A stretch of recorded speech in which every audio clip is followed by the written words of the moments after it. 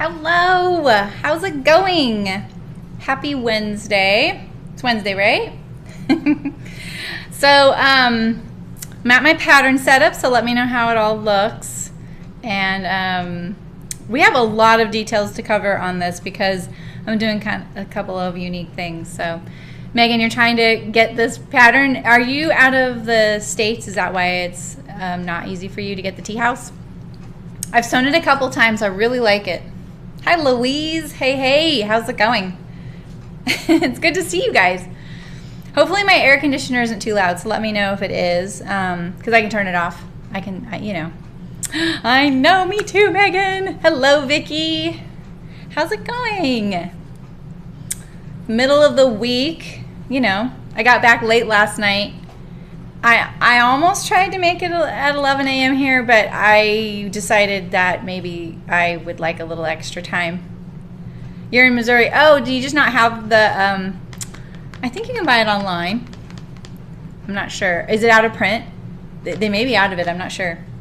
I bought mine a long time ago, so I haven't looked at buying it in a while, Or is it a sizing thing? Let's see what the sizing is, actually. So, let's see. I'm cutting and sewing. Hello, Leah. How's it going? I'm cutting and sewing the tea house dress by Sew House 7 this week. My trip was really good. And the sizing goes to size 47 bust and 50-inch hip. So it's pretty inclusive considering a lot of the patterns these days. But yes, my trip was really good. We had so much fun. I don't think that I posted a single thing because, I don't know. I tend to post things like of me and my family on my personal Instagram, and I keep this SewSewLive just sewing. So, and I didn't even post anything on there because, my daughter's like, no, you can't post that. Basically, she regulates. You know how it is. It's your lunch break. I know, I just ate my lunch. It's 1 o'clock here. So I thought I waited as long as possible. Oh, okay, Megan. Yeah, I think it's still available in print. It's not PDF only. So if you don't like doing the PDF printing thing, you can buy a hard copy of it. And it's pretty widely distributed. Like even my local fabric store, who's more quilting focused, has it in stock. So you might even find it at a fabric store near you if you have one. Like if you have like an independent fabric store, I don't think Joann sells any independent. Do they? Do they sell independent? Or, like big chain ones? So yes, so let's see. This weekend, we went to the beach a few times. We ate good food. We did whatever we wanted, moment to moment. Right, Louise? Exactly. And we got tattoos, mother-daughter matching tattoos. And then we ended it with my trip to Hearts Fabric, which was incredible. What an amazing garment fabric store. They're just an amazing fabric store all around. They are have everything. So, yeah, I know. I've seen a different picture, too. Usually I see the one with the blue dress, right? Yeah, they only sell big four, exactly. Yeah, you might just wait for a sale or a free shipping thing, maybe. Or maybe, who is it that you guys talk about, Indie Sew? Hey, Brooke, you're on Twitch. I almost called you Kino Bean. I might, So that you might just want to see the fabrics I got. All right, so I did get the little buttonhole marker. Meow. This will be kind of fun, right? I know, we're ink buddies now. And this is the one I got that I just got what they had there. The Sim Flex. I've never had one of these. People love them. It's great for spacing anything you want, really. If you want to space like something repetitive, it'll do equal spacing for you. So we'll see how it is when I start using it. I really need shirt fabric, but I always gravitate towards bottom weight. So When I was unpacking this morning, I was like, okay, I did better than I thought on the top front. I added this one last second, and I really like it because look, it's kind of sheer. It's got the channels. I think this will be cute. This is a double gauze, and I'm going to make a willow tank out of it, and maybe I'll make the one for my class, you know, like maybe with them. So it'll look really different when it's washed. And double gauze, just so you guys know, is like, it's like 2 layers of fabric. You see that? That are kind of micro stitched together. I don't know the terminology. But it's different than the double gauze you see for like infant and children's stuff. I don't know if Sweet Pea Gauze is what you call that, or if that's just a brand. But that is a little different. That's a little fluffier and a little more flyaway. Hi, Nancy. How's it going? And then I got this embroidered fabric. I think I'm going to make a Callie shirt out of this. Not sure yet. But I'm going to make a top out of it. So it's another border print. You know, I love things like this. And then, let's see, I got one knit. That's what this is. It's a very lightweight knit, but it's very soft on this side. I feel like you could use the wrong side even. This came in all kinds of colors. It was really hard not to buy a few of them. In fact, I had like 2 or 3 on the table, and then I was like, all right, just start with one, you know. What I really need are sweatshirt fabrics. And I want them to coordinate with a couple that I have here. And I just couldn't make a decision. So, okay. Hearts is not a UK shop. They're in California. It's H-A-R-T-S, Hearts Fabric. I've been buying from them for years. So it was really fun to finally go and see it in person. I'd even been to Santa Cruz and just hadn't visited. Just because usually when I'm on vacation with my family, I might do something work related, but typically I don't. I just go along with the flow. I really like just seeing how people live in a town, where they shop, where they eat. I don't know, I'm just kind of a people observer, you know? So I don't do a lot of souvenir shopping. I tend to buy things that they like to eat. Like I love black licorice, so I always get black licorice wherever I go. I'm not going to look for that in somewhere like Santa Cruz because that's pretty local to me. But like especially if I'm internationally traveling, I always look for black licorice because I definitely notice differences between them in every country. So they're all have their style. So I got 2 like plain fabrics for secret pajama pants like we've talked about. And I think I'll trim these with maybe some of that like extra of that stripe from that willow tank dress I made.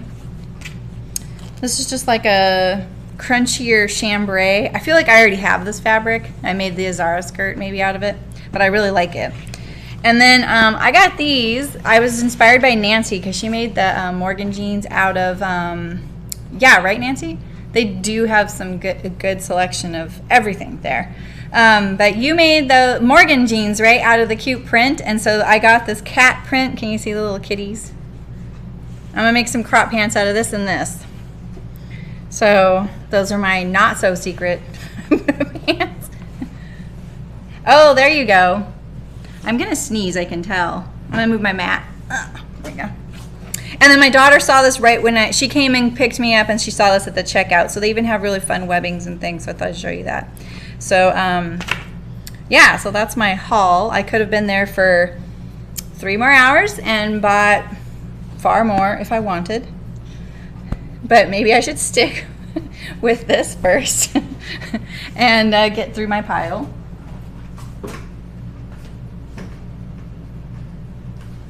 And then really excitingly, they asked me to sew something for their store. So I'm going to be doing that next week, you guys. So it's my first official sponsorship. And I'm really excited because I couldn't imagine a better store to sew for. And I'll show you what it is. And they did not know that I loved watermelon, you guys. But I'm making a watermelon knit dress. Isn't this dress cute? So it's called the Lucida dress by Friday Pattern Company, and then the bodice has 2 channels with ties, and so you can scrunch it up. So yeah, it's like a brushed knit. Stretch is good. Very nice weight. Pretty excited. So, yay! You're welcome. I'm happy to share my lovely purchases. I didn't pick the fabric. No, they brought it over and they were like, what do you think of this? And I was like, well, and I could see their faces falling. I was like, well, I'm kind of the biggest watermelon fan on the face of the planet, and my stream won't even be surprised if I show up with watermelon fabric. And they were like, oh, so you'll do it? I said, yeah, absolutely. So pretty fun. And they said they asked for a size large, so I think I'll be able to even try it on before I send it out. So someone asked something. What was it? Oh, what am I wearing? I'm wearing a Monetta dress by Colette Patterns, but I made it into a wrap bodice, which honestly you can't even tell. Can you see the wrap here? So it kind of was a bad print to try a wrap bodice on. Wraps are so tricky, you know. Yeah, so I'll want to keep the dress exactly, Nancy. I'll have to wear my watermelon dress while I make this watermelon dress, don't you guys think? This watermelon print is so cute. It's really cute. So that's next week's sew.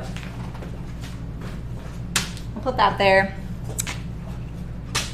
And I'm a little intimidated by all the changes I plan to make to the, not changes, but because it's a plaid, I want to match my plaids, and also because this fabric, when it washed, got very scrunchy, kind of like a seersucker, and it actually looked really cool. It really, I don't know, it just looked really good on this plaid, kind of all scrunchy.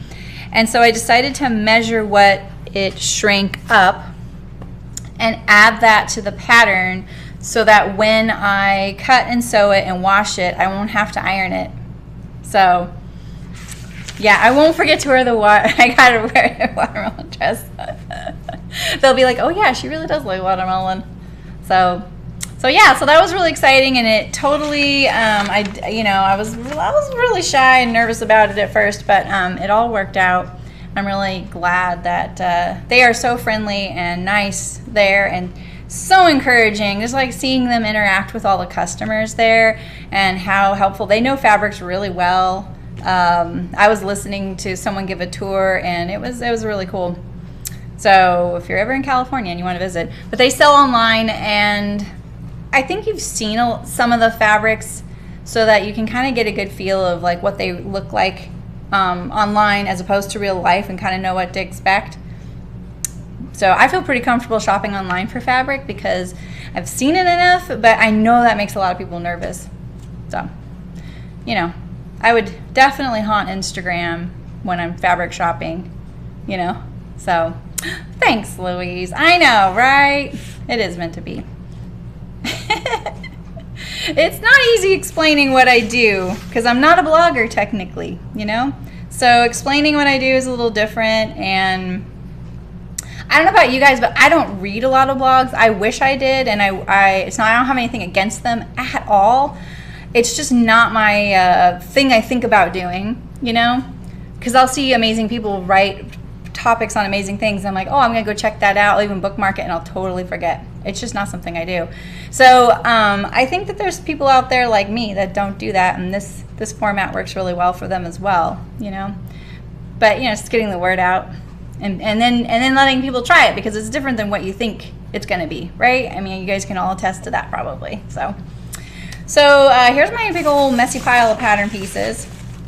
And so I need to add 6% in the width and about 10% in the length for my shrinkage, and I got to worry about the plaids.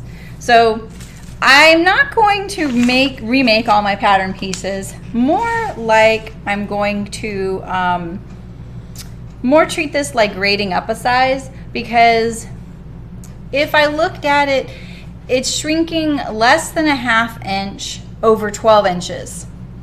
You know what I mean? Oh, that's awesome, Nancy. I have too. Yeah. Look, I even sew mine to the little thing it comes with.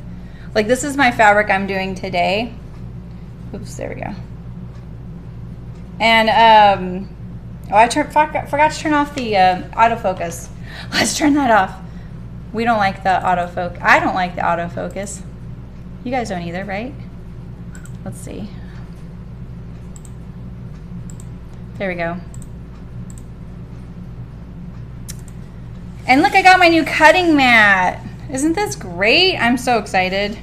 Now I don't have to worry about going off the edge. It's gonna be so nice. Yeah, so here's my swatch of fabric. I got 4 meters because I made a note to myself that when I cut and sew a size 10, I use about 3.5 yards. And this is wider than 44 inches. So I added a little, I took away a little because of what the envelope says, but I also added a little to match the plaids, and I'm really glad I did because of the shrinkage, because it scrunches up so much. And it's wider. So I actually think I'll have some fabric. The last time I said that, I hardly had any left over, didn't I? In fact, what was I thinking about needing the red Upton for? Oh, so I tried on my Upton dress today. Today's the first day I got a chance to try on my Upton dress, and it fits really good, you guys. The dart is way too high and in a weird spot, but it doesn't look bad. It actually blends in really well. Hi, Christy. You're making the tea house.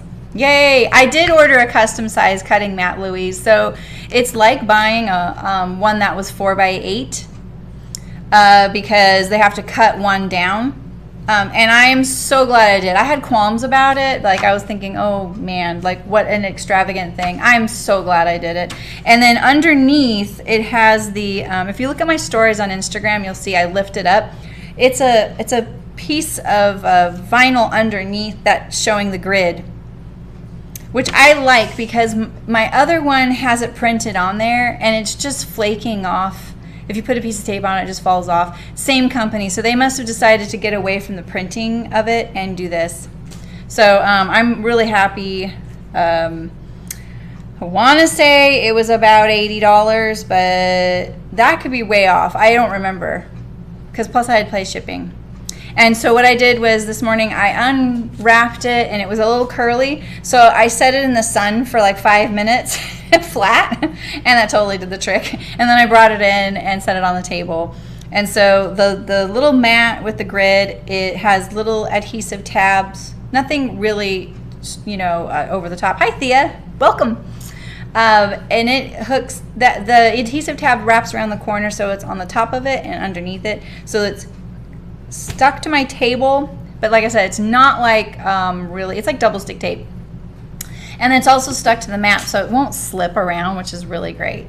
I will say the cutting line is kind of jagged on one side, and I could probably like smooth that out, but thankfully I'm not going to be using that side of my table, you know, whereas like my other table I do use all around the edges, but that one I didn't need to cut. So what did you guys do this weekend? Did you guys have a good weekend? Oh yeah, that's awesome. Yeah, you guys keeping your swatches. Yeah, and she does such a good job because she tells you the care instructions for it too, so it's probably good anyway. So you don't know what fabric to use, Leia?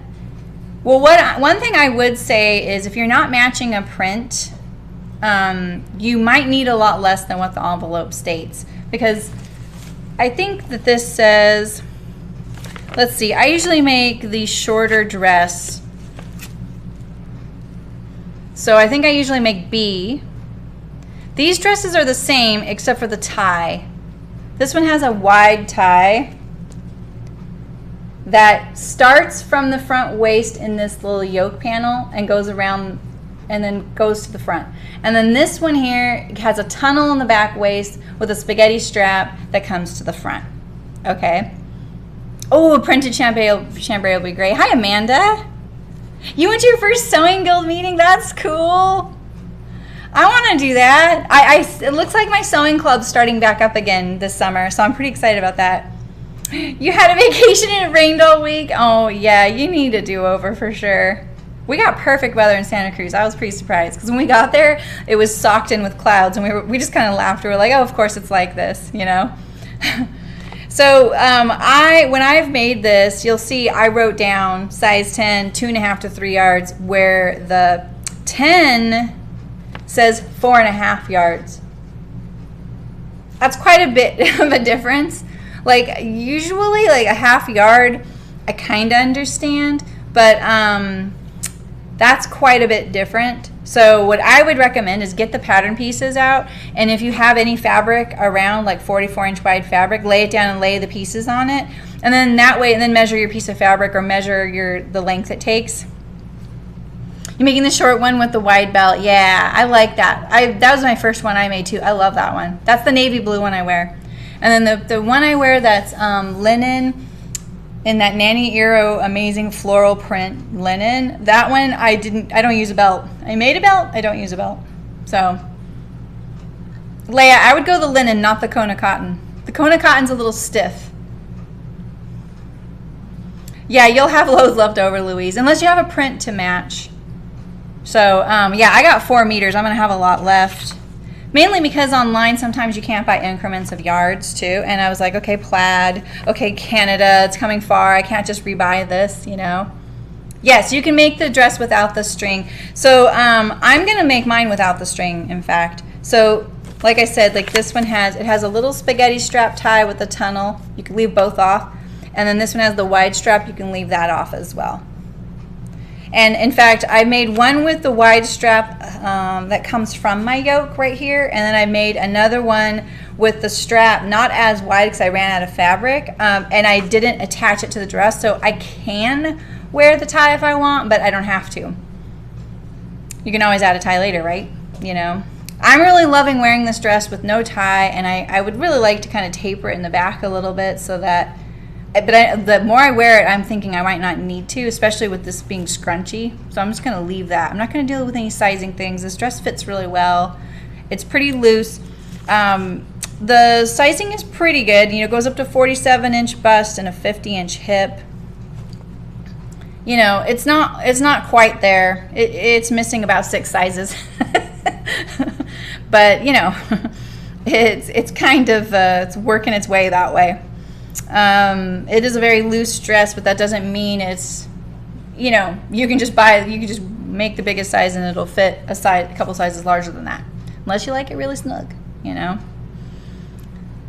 You leave the string belt off. Yeah, exactly, Christy. You know me, I don't like fiddly, and because my waist is so close to my bust, that sometimes I feel like I just don't like that feeling of it being cinched right there, you know. So I don't know. So I'm going to leave it off too as well. So let's see here. So we have the front here. Let's see. That's the length and short. That's the top. So I actually already have mine cut to the length. It looks like I have 0, 2, 4, 6, 8, 10. It looks like I might have the 12 cut out here. And I accidentally wrote 10 on my envelope, which is really possible. Do I have a favorite of all my current dress makes? You mean like the ones we made this month? Let's see, we made the Myrna, the Amelia, the Upton, the Callie, and now this one. Ooh. Oh, thanks, Louise. Well, the Myrna it's really comfortable. It fits so nicely. It's loose, but it's still fitted, you know. I really like the way that fits. I love the way the front of the Callie shirt dress looks, and I really like that one. Makes me feel driven to figure out the back for me because I don't like the way the back looks on me. But the Upton that turned out really good, you guys. I'll wear it tomorrow. It's pretty snazzy. I really like it. Just need to do a little bit. Yeah, I made the willow tank too, but I don't have that. You know, I just dropped it off at the fabric store, and I got to try it on once, and then I dropped it off. Can I make the magnolia dress? I don't know that one. Can you link it? Let's look at it. And then what was the other? Oh, the Amelia is always I always love the Amelia. I just feel it feels sporty to me. I feel like you can make that out of sporty fabric, and you're just kind of on the go with it. I just love that dress. So let's see. I think of all of them. I love the Myrna. I have not posted a picture of me wearing it, Brooke. I just tried it on today for the first time. I almost took a picture of me in my bedroom and texted you this morning. You know, aren't you guys all glad you're not on my phone list? I'm not texting you awkward pictures of myself at 7 in the morning. Oh, let's be honest. I was not up at 7. That's right. I was up more like 7:30 or 8. I like the Myrna. You know what, Christy? I think of the Myrna, I love the length of it. Don't take this the wrong way. But if I were to make it my like favorite of all of them and have everything, it would be shorter because I'd wear it more often. Because the length makes me feel a little bit like, you know, extravagant. You know what I mean? Yeah. Oh, by Deer and Doe. Okay, so I actually talked to the gals at Hearts Fabric a lot about Deer and Doe because they're huge fans of them, and I think that they make the I know you do, Brooke. Brooke says she likes awkward selfies. I asked a few of them. I was like, hey, have you guys made many Deer and Doe? Because I was the top size in their size range, and I really don't feel like, I mean, I know I'm not like my daughter's size, but at the same time, I don't feel like I should be at the top of a size, of anybody's size range. Like, there should be more sizes. Usually, I'm like just above the middle of a size range. And they said that the PDF patterns come in more sizes, and the print patterns are a little limited. I did not know this. So you guys, I just learned something about them. So I will look at that because I'm not going to make their patterns if a lot of you can't make them. You know, like I don't really feel like that's part of the point, you know? Like I want to make things I want to make, but at the same time, I don't really need to just do things that only fit me too, you know? Yeah, they're really big fans of Deer and Doe at Hearts Fabric. So you might even sniff around their Instagram. They may have a bunch of pictures of Deer and Doe patterns there. They love the Mellow, which I'm pretty sure is by them.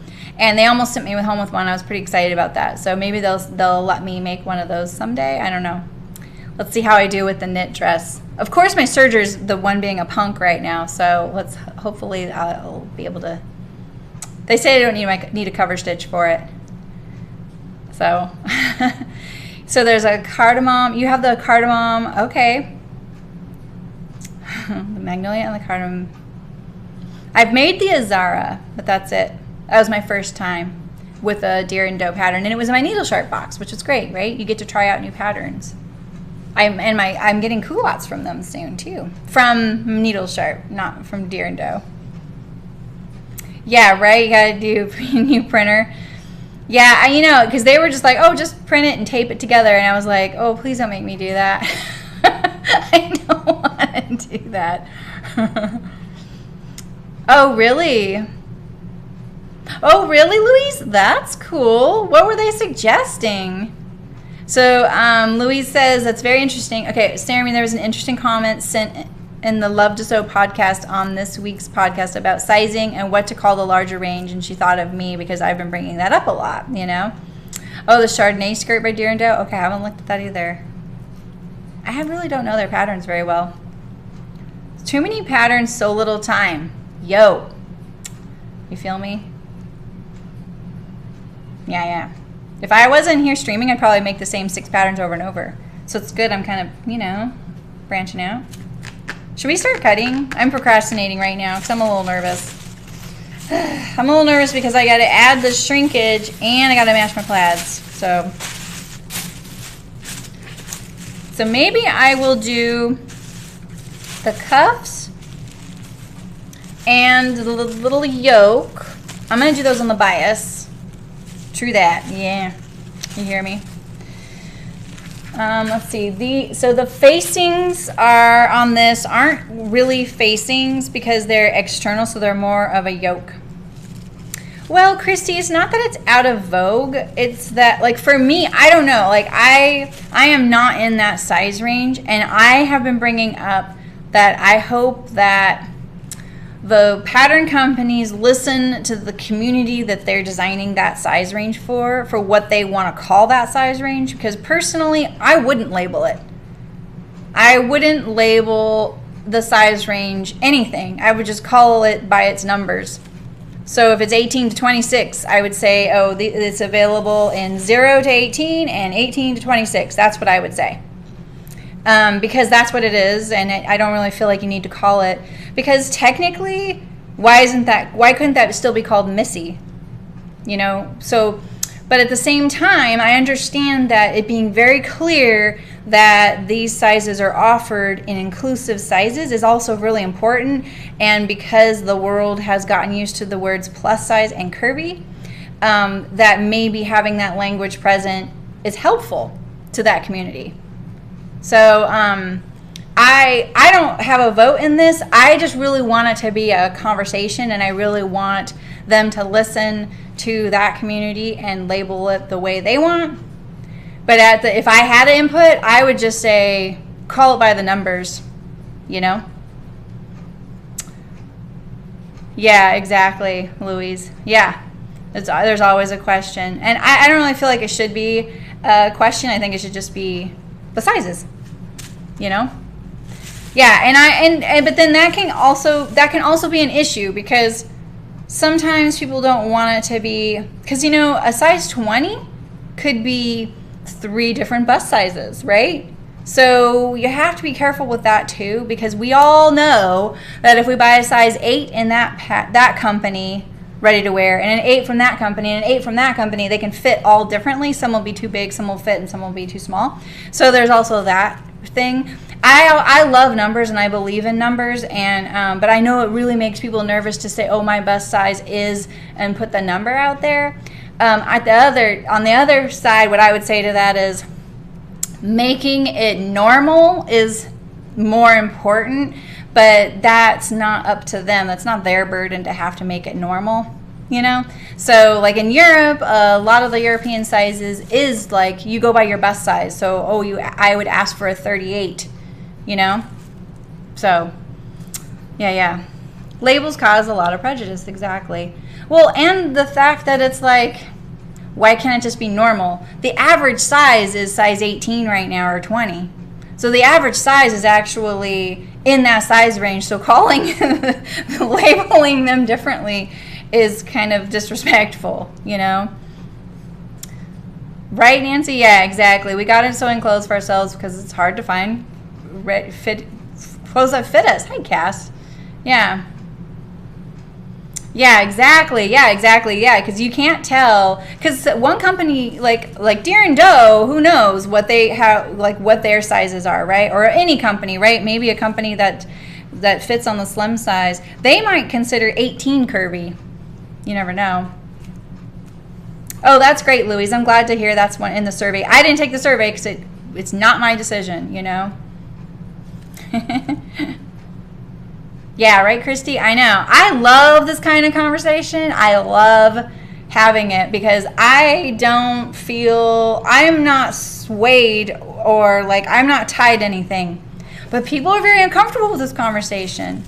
And I just want people to come to it with an open mind and talk about it and then hear everything and then say, hey, I don't like that or I do like that, rather than walking away going, well, I felt attacked in that. And it's like, no, I want you to tell me.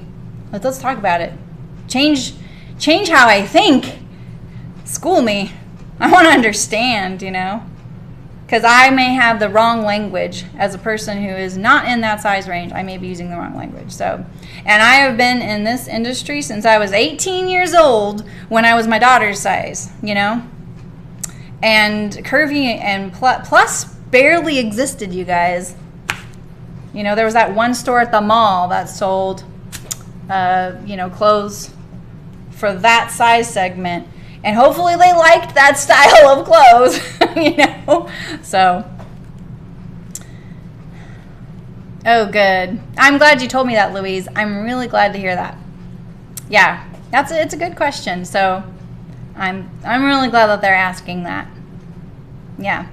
And I hope that there was just like and other options so they could put what they want, you know? Because some gals are like, I like it being called curvy. I know what it is. I grew up seeing that. And I also feel like that this touches on what age you are and how sensitive you are and how honed into these issues you are. Some people can let this kind of conversation roll off their back and it's fine, but other people are a little more like, they really want the politically correct, you know, detailed conversation. So you're trying to appeal to a lot of different people for a really important thing. but that's why I always boil it down to just call it what it is. It's this size.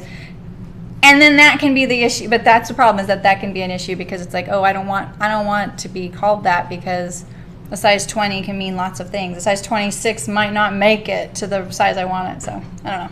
Anyway, thanks for telling me. I'm still procrastinating here. You guys want to light a fire under me or what? Okay.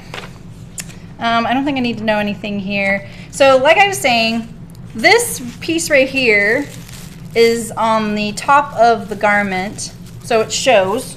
In other words, it says it's a facing, but it also says it's a yoke, and that's true because you're going to cut one for the inside and one for the outside. Oh, that's awesome. That's great.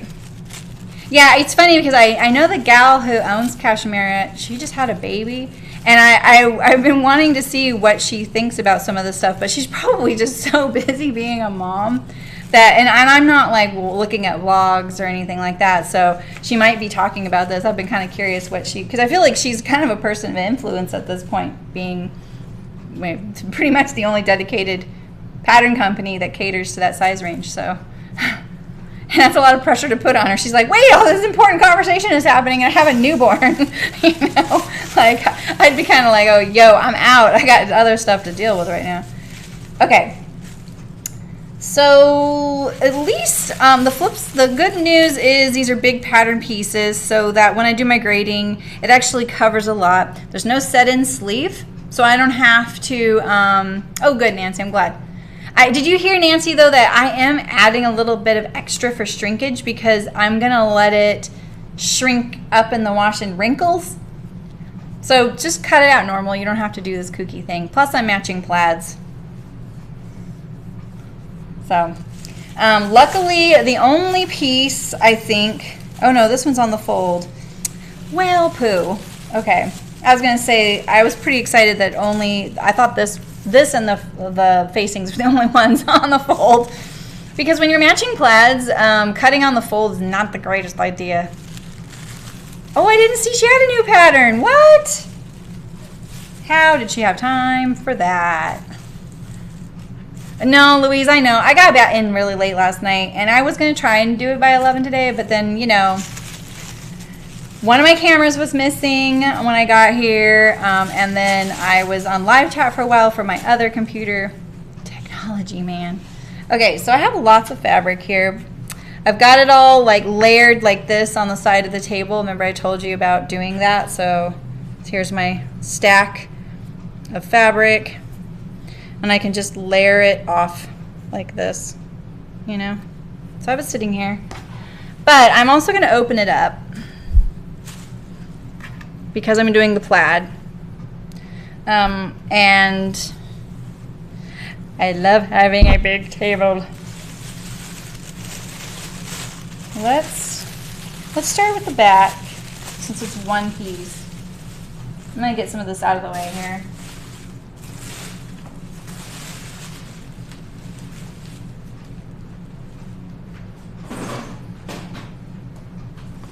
You know, this is the thing, like, you know how people say, oh, I want to make more money, and then an adult will say, yeah, the more money you make, the more bills you have. That's the same damn thing with space. If you give yourself more space over here, you end up filling it up, and then you need more space. So.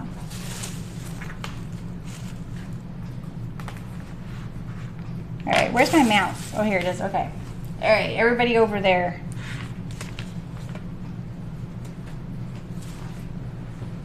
Because I put myself a little table there to set my cut pieces on, and then when I put my mat on here, I put all my little tools and stuff on there, and I was like, oh, this is kind of nice. Maybe I'll leave them off this table. And now I don't have a place to put all my cut pieces. And I need this whole table because it's a big dress. Let's see, where's my camera at? I need to stand here. Okay. And then how far can I go over? I'm going right here. Okay, good to know.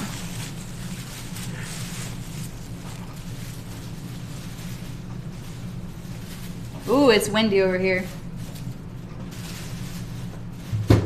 Okay.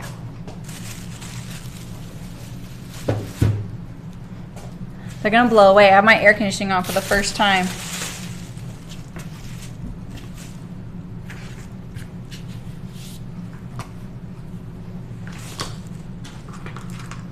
I have a new blade.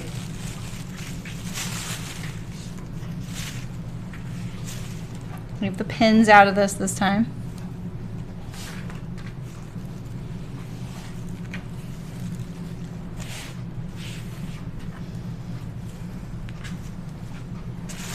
And see, now I have this like full table with the mat. Man, it feels really good, you guys. Now I just want a bigger table. So,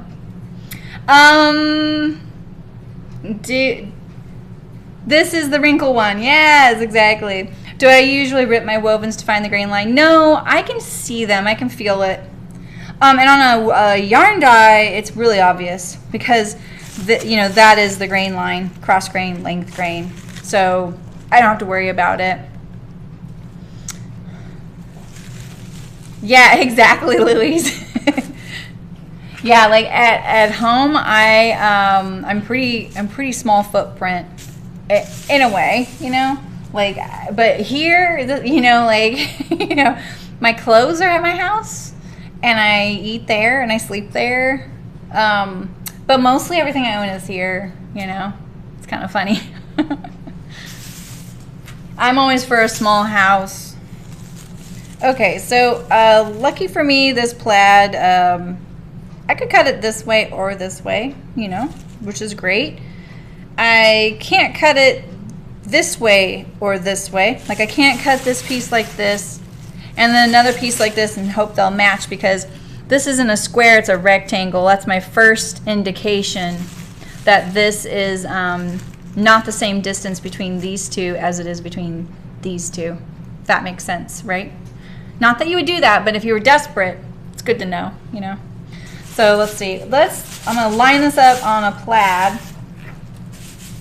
It's a little warped. I like ironed it and then, folded it all up and put it aside. Maybe I'll pick a line that's a little less, a little bump there. You can't see it, but I can. Look at my whole pattern piece fits on this mat. Happy, happy, joy, joy. Okay. You see how the plaid kind of curves around? It kind of reminds me of knits.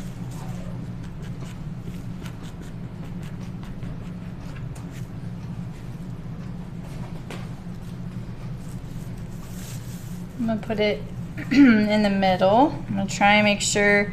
There's a little faint lower lengthening and shortening line on here, so I'm going to, sorry, there's a big noise. I'm going to use that to line up my plaid as well and put my center line on the center of the plaid and then go out from there. Try and keep it as straight as possible. And I'm going to add a little bit for shrinkage. And then I'm going to flip this on that line to cut the other side. Yes, plaid matching. I really, where I'll match the plaids is probably, it's not going to be too hard because it might be harder on the side front skirt panel, on the side skirt or the center panel. Just depends. If it's a big issue, I could put that whole panel on the bias. Because sometimes when the plaid comes around and if the skirt is at an angle, it's going to be a little bit trickier, So let's see here.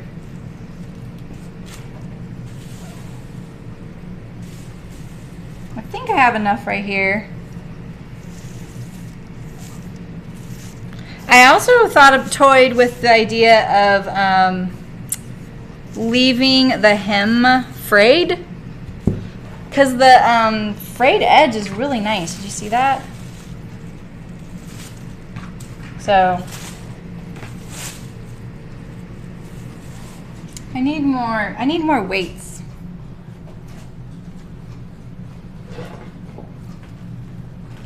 I can use this one. My friend is a fused glass artist and she made me pattern weights. Aren't they pretty? This was years ago. Yeah, I'm just kind of looking. I'm trying to make sure that it's as straight as possible. you know, it's a linen rayon, so it's kind of boingy. That's a technical term. And I can kind of make it do what I want. I'm going to hang my weight off of the edge like this, which will remind me that I want to add some length to it, you know? It's a good, like, reminder. I'm going to get my weight right up to that as well. I think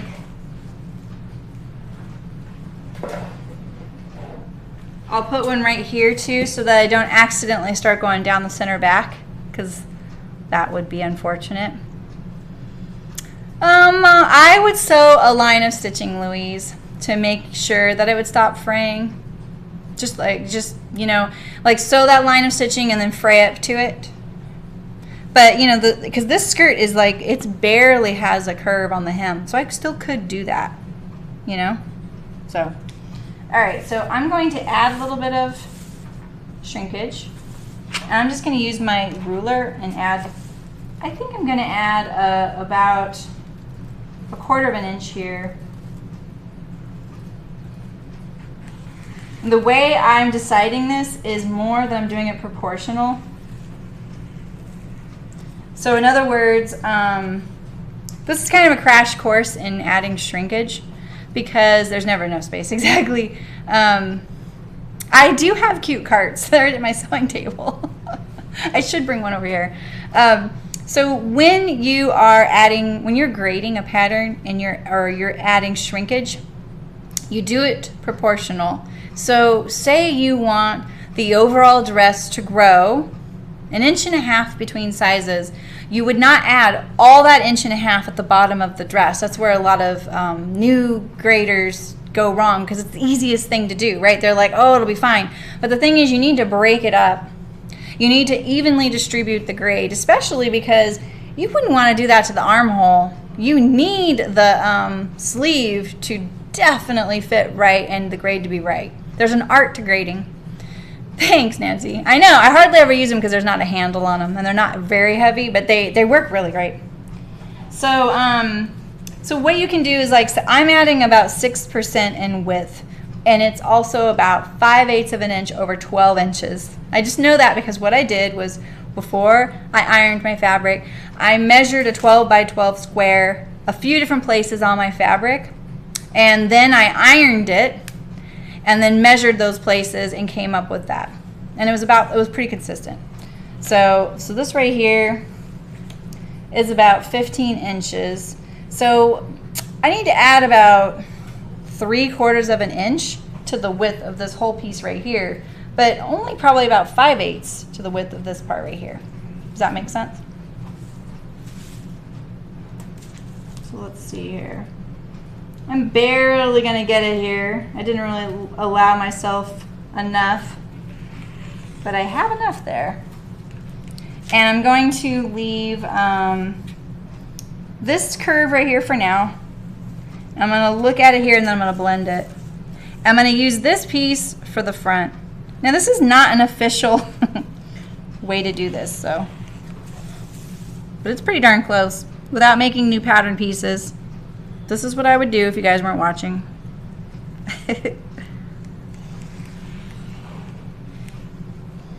Okay, I definitely want to add to the length, so I want to be really careful that I don't start chopping off at the same time.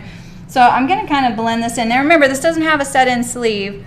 I just need to match my shoulder and my side seam. So it's an easier garment that I'm doing this kind of crazy stuff.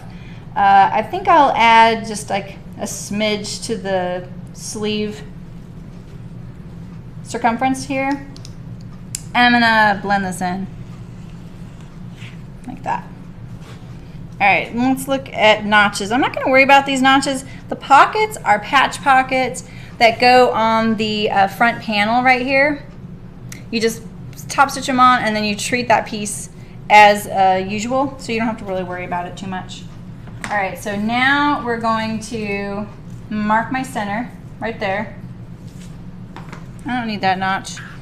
And then let's do our bottom here. So let's see. It is 1936. So 41 inches. And I need about 10%, so that's pretty easy to figure out, right? So I need to add about 4 inches in length overall. That sounds kind of like a lot to me. So what I'll probably do, I'm gonna add it and then I'm gonna stitch it just like with a basting stitch and throw it in the washing machine and then see how this whole thing shrinks, because, you know, I am doing a little bit of guesswork here.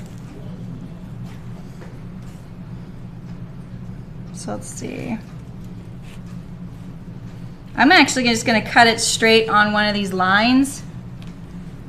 I don't know if you guys can see me there. I'm going to cut it on one of the plaid lines. That way I have something to go by, and it does give me the opportunity to do the fraying thing if I want. All right, so I'm going to mark. This is the center here. And I'm going to mark where the bottom of the dress lines up right there. Since I'm not going by that, I'm going by this piece here. All right, we have that marked, right? Okay, let's take our weights off. How's this plaid look on the camera? Is it okay? Is it a little kooky? Maybe I'll just use this dress piece since I already added to it. It'll be smart to do that. Then I don't need this pin, and I just need that as my fold line, and then I have my nip in the neck up there. So now I'll just line up my plaid on top of itself.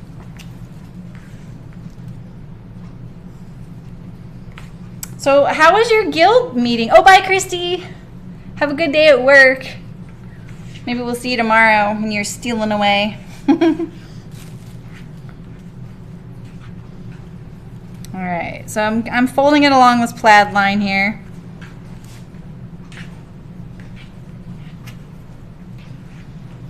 And I have another fabric that's super hard to determine what's the right side and what's the wrong side of the fabric. Okay, so let's just hold down this fold here.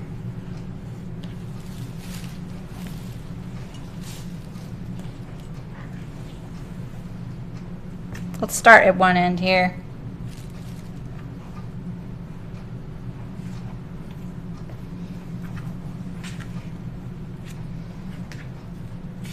This fabric needs to be flat. So I'm just going to match the plaids to itself so I get a nice symmetrical cut.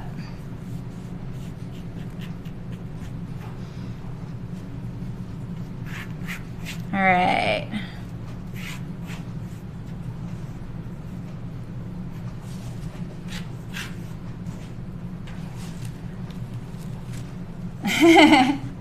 Right, Megan? Well, I do have quite a few weights. I just need to use this one back behind me because of the air conditioning, and then I left a few on my table over there. I feel like because I have like so many work surfaces now, like I need duplicates of all my tools, but I don't really want to have duplicates of all my tools. I'm already feeling like it's a pretty decadent setup, you know? And I'm kind of minimalist in some ways. So, you know, not looking like it these days. All right, I'm going to pin this like that. And then get this right.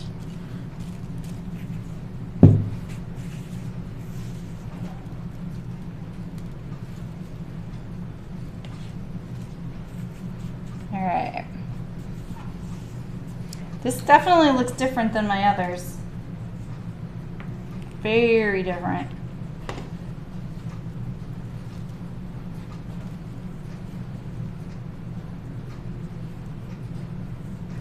Okay.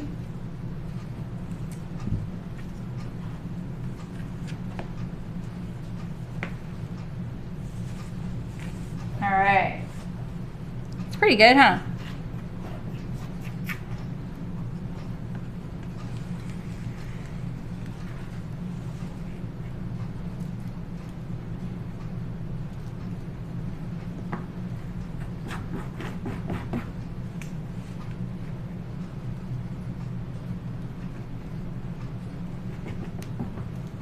Your edge can get so stretched out. I love a sharp blade.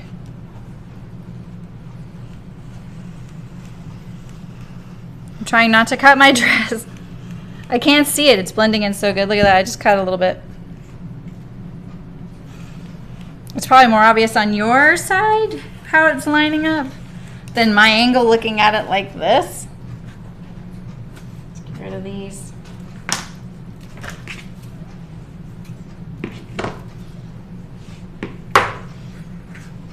All right. All right, so that's our back. Let's leave that out for matching the fronts.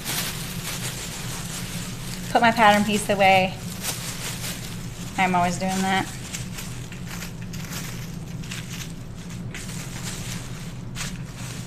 So a couple of you are making this, right? I know Christy is, and Megan, you're trying. Who said, Nancy, you're making one of these? Is that who it is? I know one of the gals at the fabric store is like, I hope you make the tea house dress soon. I'm like, oh, I am actually. She says she has everything to make it, and she just hasn't yet. Look at all this fabric. Look at all this fabric. I feel like I have a lot of fabric. These would make nice secret pajama pants, though, this fabric. So maybe I'll have enough for another pair. I don't know.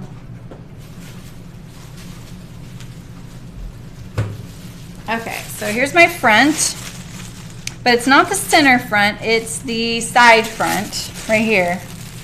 You're making the long version, that'll be awesome, Louise. So see, it goes right here, and then you have the yoke right here, and then you have a center front skirt in the middle down there.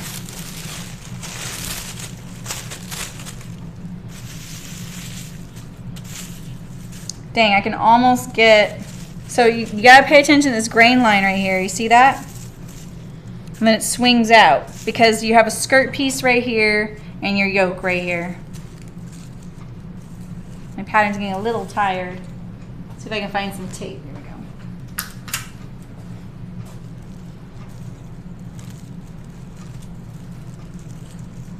There we go.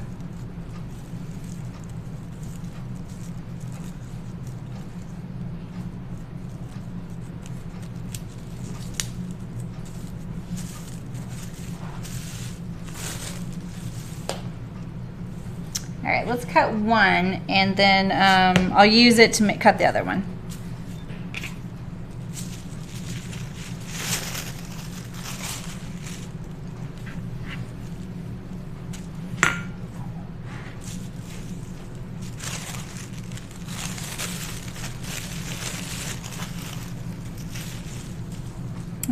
I'm gonna do this one first.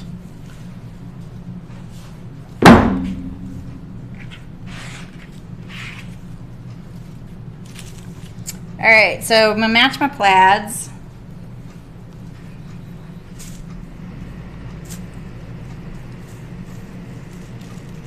And remember, I added 5/8 to the body and the width and about 3/4 across the top. But I'm not gonna add the same amount to these because I'm going to split it between the center front skirt and the side front. Yeah, I'm going to match the side seam. I'm gonna do my best. I'm gonna do my best. So maybe what I'll do is I'll lay this here.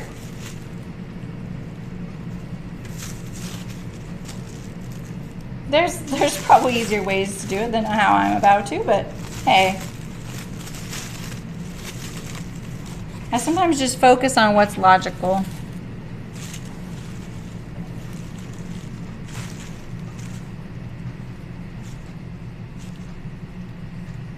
Okay, so I get this kind of on the fabric.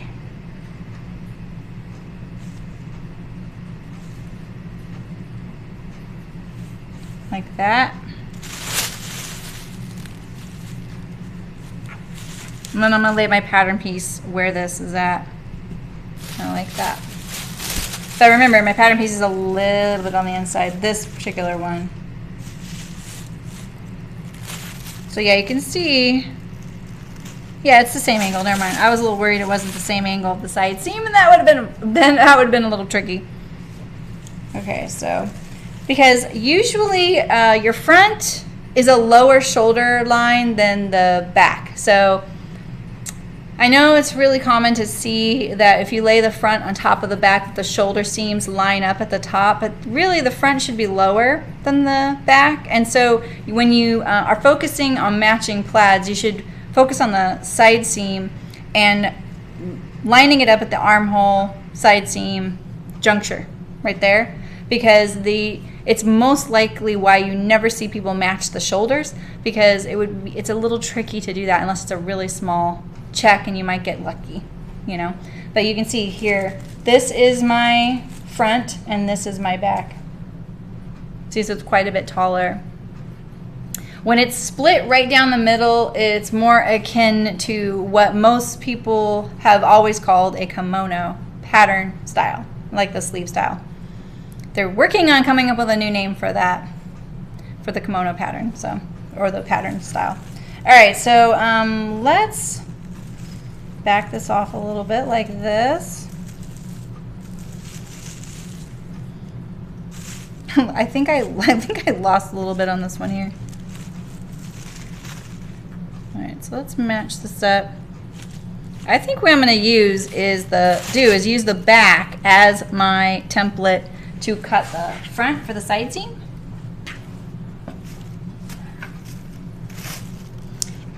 And if your back and your back side seam and your front side seam don't line up that great, but they're kind of close, you could still use like the back side seam for the front side seam if they're not very far off, if you're really trying to struggle, if you're struggling matching some plaids. In some cases, sometimes the pattern's not drafted for that, you know? They don't know you're going to do that. Or the pattern's not balanced, which is a whole nother topic, and it won't. It's just not going to. So you may have to use, look at this, I took a chunk out there. Accidentally, it was too camouflaged. All right. Okay, so I'm gonna lay my front on here like this. I'm gonna do it about right there. Yeah, about right there, and I don't know what I'm gonna do with this little chunk I lost. I think I'm gonna take it out right there. Okay, so this is how I'm gonna do this. This is always a little tricky. I'm gonna weight it down here. I'm gonna lift up this, pull it out of the way, and lay this down best I can.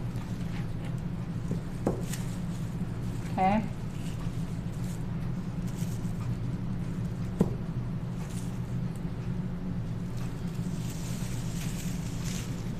And just slide it out.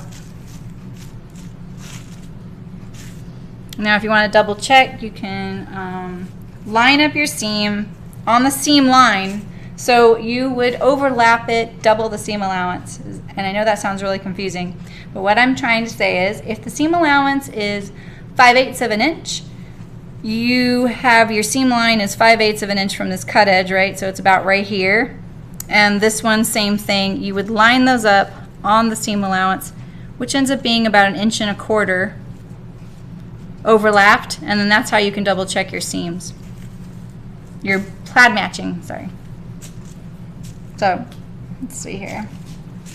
Another way to do it is you can look visually like, okay, look, my plaid here at the armhole. See how this line's coming straight almost to the tip? Is this one doing that? It is. So, remember, I'm matching my plaids as if they're stripes going this way.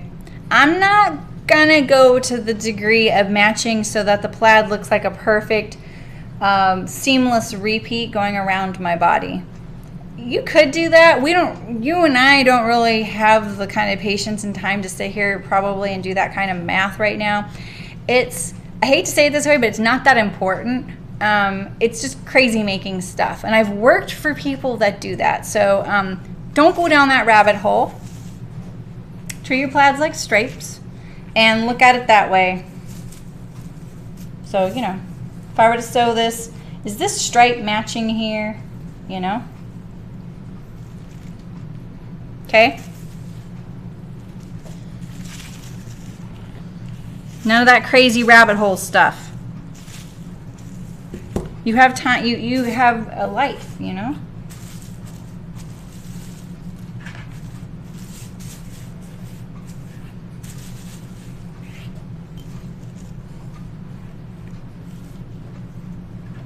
I'm just looking at this and making sure this line is straight with this right now. Because like I said, this fabric is very suggestible to what I want it to do.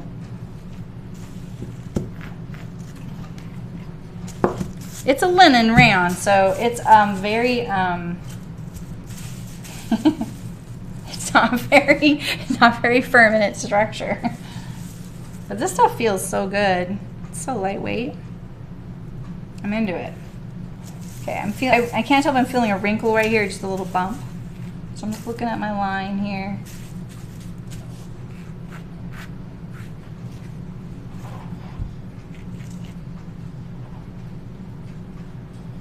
Okay.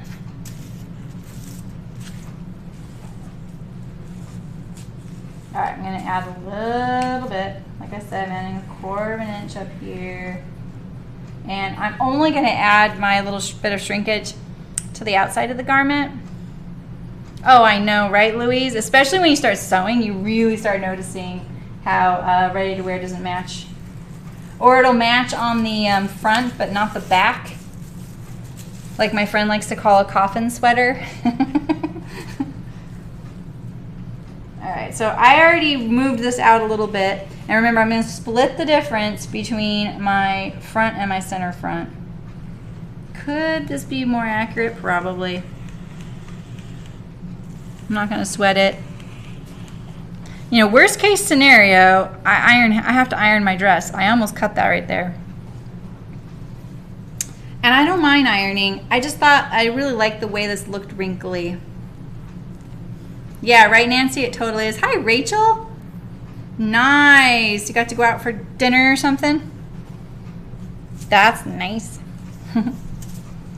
Okay, so. Yeah, maybe I could do a little better right here. Maybe I should use this. This was what I lined up, isn't it? It is, isn't it? Premature day. Exactly. I know what that is. I do it all the time too. I'm gonna move this a little bit.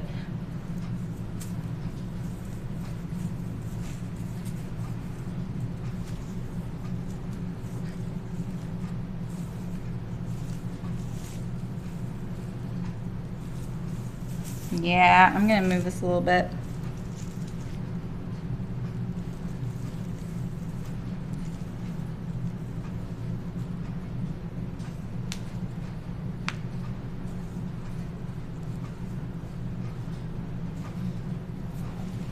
I think I just did the opposite way though. Let's see here.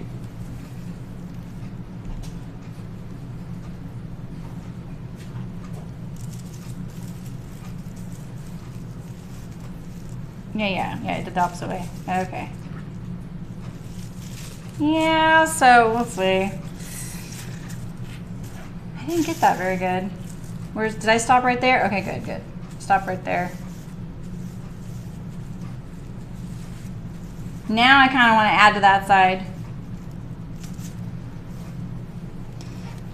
I'm just trying to remember, did I go by the, hi Princess, how's it going? Rachel, I always have extra G's. Like I'll write the word drinking, space, G, space, and then whatever, you know, I'm drinking soda, you know, and it'll have extra G. I don't know how it happens. I feel like it's this weird little thing where I botched the word, went back and fixed it, and then I left a G. Oh, all the time. Okay.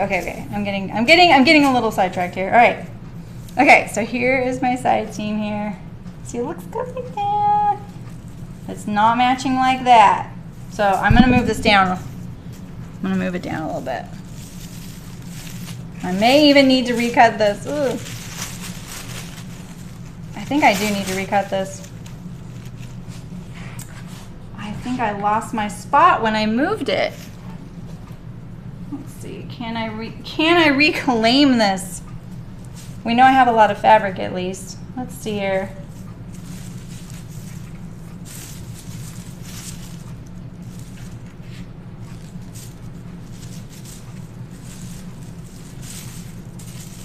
Let's see here.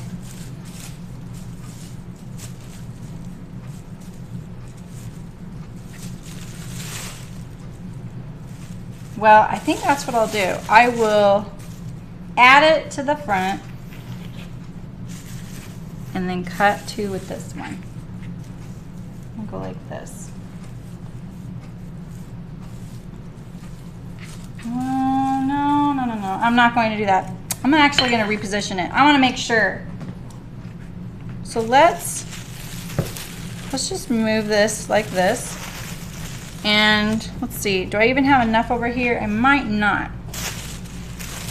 But we can use this for all of our other little pieces. So let's look at it like this.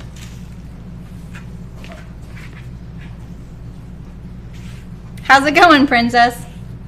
Did you just join us? I'm making the tea house dress, but I'm kind of doing some kooky stuff. I really like the wrinkles I got when I washed this. And so I'm adding shrinkage in so that I don't have to iron it. So basically I have to add in a little bit of extra so that I can get, I can wear it without ironing it and it'll be wrinkly. But I'm doing it on the fly, you know. Always a gamble. But I used to add shrinkage a lot to patterns when I worked at a children's wear company that we did garment dyeing.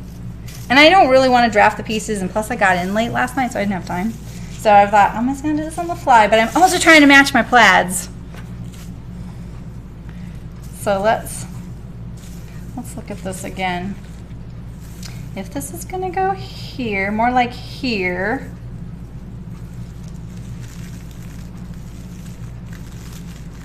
Let's do that. Do that, and then I'm trying to keep it on the camera, so I gotta slide it up a little bit. Sometimes sliding it also helps your fabric straighten out a little bit, you know what I mean? Because this is pretty whooshy fabric, and this is my back, so I'm trying to match up the plaids and the side seam. Okay.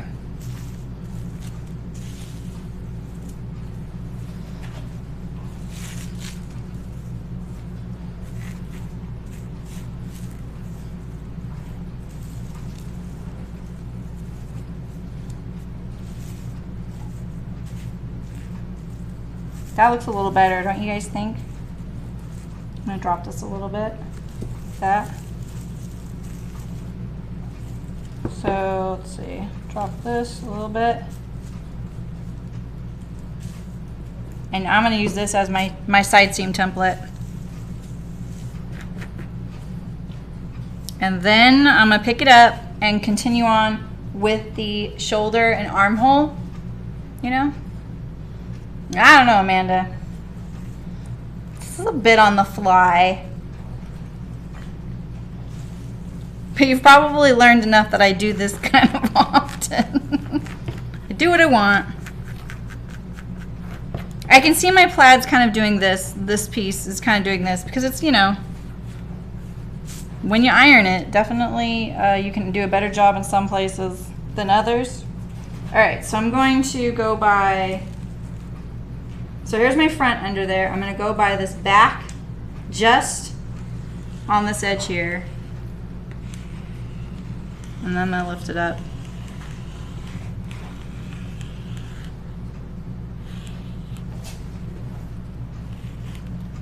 Okay.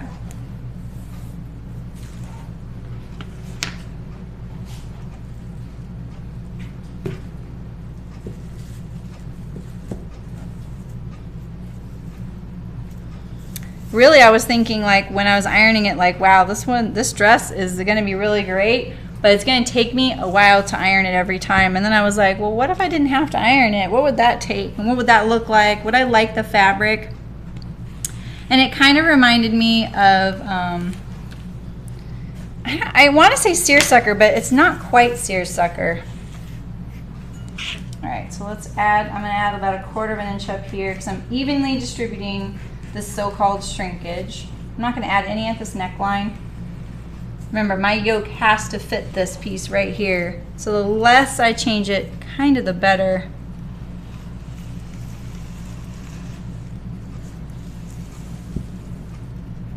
All right, but I probably should be, so say when you're making when you're grading, so this is not an official grading tutorial. I really want to underscore that because I'm not grading right now. I'm adding a little bit extra for wrinkles. And I'm not doing the greatest job of it either. And I know that. So I just want to underscore that because if I was grading this, you wouldn't follow this line like this. You would actually find this point right here, the bottom of the waist or the hem. You would go straight down where you want it to end up being, and you would match up that point with this, like that. And see how much more that goes out? It goes out about 5/8 of an inch. So it's more like that. Because you don't want to lose width at the bottom. This is where a lot of indie companies sometimes get into trouble with their grading. They forget about that they need to carry over that width, and the width needs to get bigger, not smaller if they're grading up, and then smaller, not bigger if it's going down. And it's really easy to just follow that line and keep going and be like, oh, why did this get smaller? You know, I used to make that mistake a lot when I was learning how to grade, especially. I'm going to do this notch right here. I'm going to do this notch right here. I think that these are what my yoke match up to. I'm going to leave all this the same. I'm cutting my hem straight across because I might end up fraying the hem instead of hemming it. And I'm adding 4 inches because of that shrinkage thing with the wrinkles. So that's why it's like that. All right, this is a piece of fabric. I need 2 of these. So now at least all I have to do is line up this one.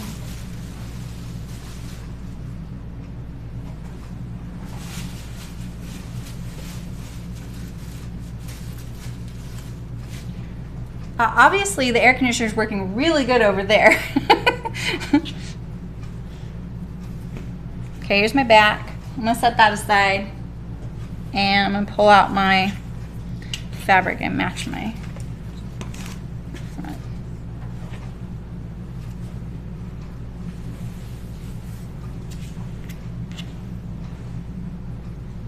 I might need that. Let's see.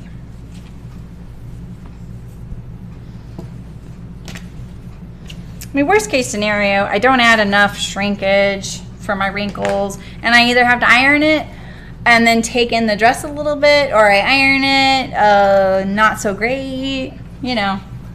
I always have to give myself mental backup plans just in case what I'm planning isn't going to work out. It's the same with like having anxiety going to a new store, you know. I'm like, oh, what if what if everyone looks at me funny? You know, I have to tell myself, okay, you can walk out, you can just walk out the door. You know, I have to give myself backup plans for everything. I don't know if you guys can relate to that, but that's what I do. Like, okay, if this crazy plan isn't going to work, what's my plan? What am I going to do about it? All right, so now I just need to match up my plaids and hopefully not cut the one.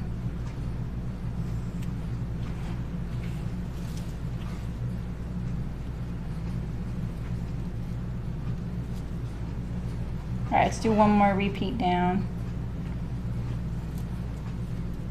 And then we'll have all the big pieces out of the way.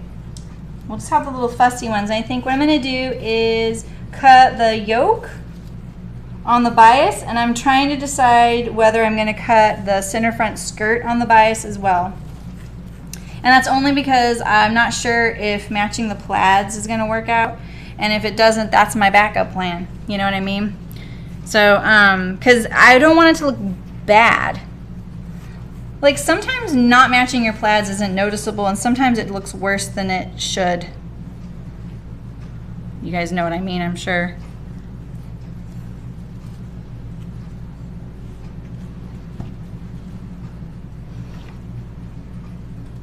This reminds me of cutting motifs at Chicken Boots.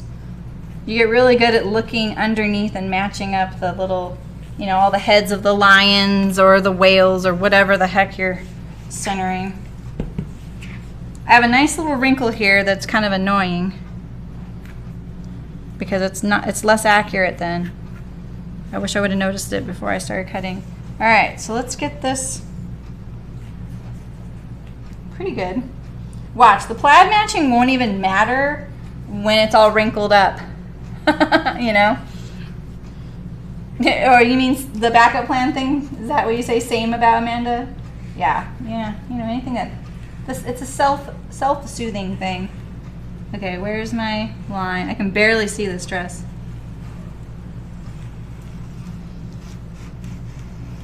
I'm doing it by feel here. All right, I'm gonna do it by the line.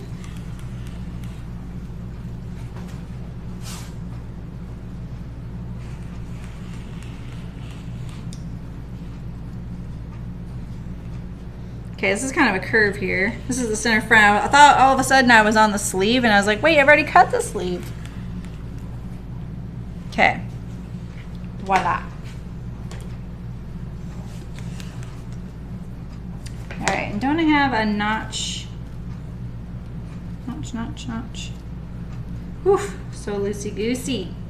Very loosey-goosey. Okay, so I'm gonna hold this.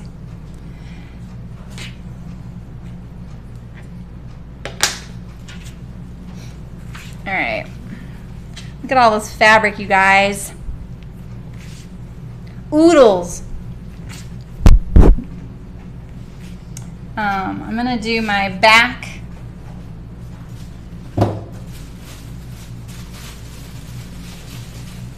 I'm gonna bring my pattern pieces over here before they fly away for good. I'm gonna do my back facing next. I'm gonna do all my back pieces and get them all done. This is just interfacing right here. I'm just gonna pin those to my pincushion. This is my pockets. What do you guys think? Pockets, not on the bias, right? Just blending in. That's what I think at least. And so here's that center lower front, and it is on the fold, and same with this little yoke piece here. And these are the two I'm thinking about doing on the bias. Like, I think I could do this one on the bias and it look okay that this one's not, even though that these are like one whole piece. I will tell you one thing I learned is that, what did I try and do on that one tea house? Did I try and clean finish it? And it's impossible because of this piece here, because of this seam. I can't remember what it was that I tried to do on that floral tea house dress. I'm gonna do my sleeve cuffs on the bias as well. All right, so here are my last few pieces right there, and here's my back. And I think because, isn't there notches for the pleat in the back? Did I miss those? Is there notches for the pleat in the back? Doesn't show the notches. Okay. Oh, I didn't put the notch in. Okay. I need that notch for the pleat in the center back yoke because oh, it's not. Oh, okay, because it was a dot. Yeah, I'm really terrible about those, you guys. I always ignore dots. I don't know why. I think I'm prejudiced against dots. So let's put our dots in. And then I'm going to match my facing to how I think it's going to pleat up.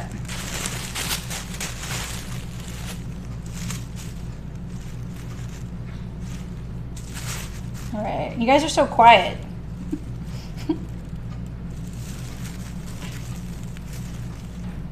I know what I'm doing after work. I'm gonna go get a new watermelon though. All right, so here is my pleat. Was it already notched? It wasn't, right? Okay, there's that. All right. I was way too cavalier about those.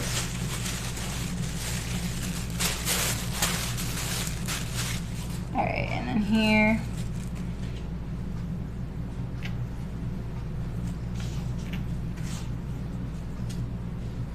So basically,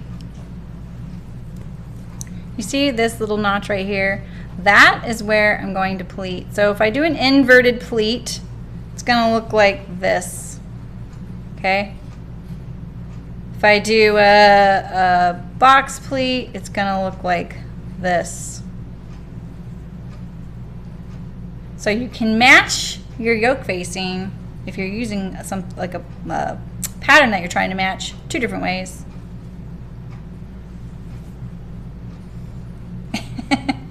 Oh, got it, Amanda. That's hilarious.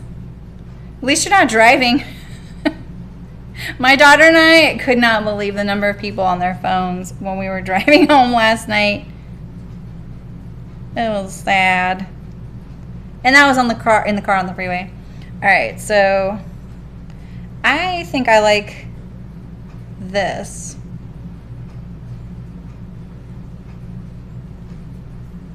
Because it almost looks like the plaid is seamless. See that? But it also means it's going to be a little trickier to match my center. You know?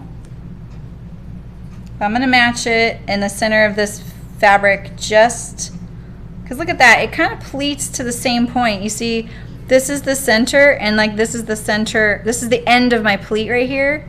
And it's in the center of this piece right here, this section of plaid. Is this getting too nerdy for you guys? So I just lucked out there with the repeat of the plaid. So let's cut half of it here.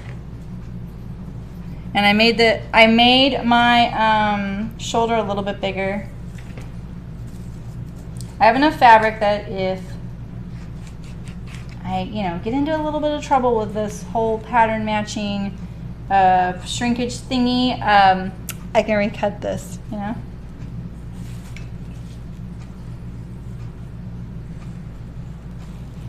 tried not to change the neckline very much.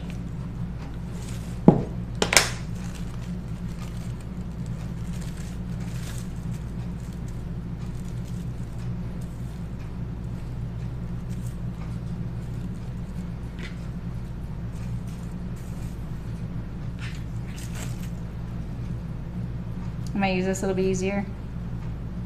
Match the plaids. Use them as a tool.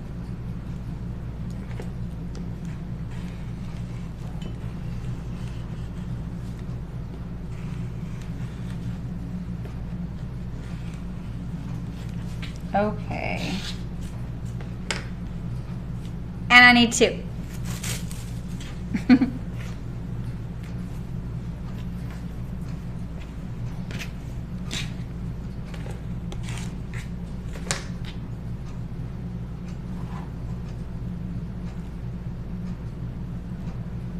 Okay, let's see here. I'll cut both the same.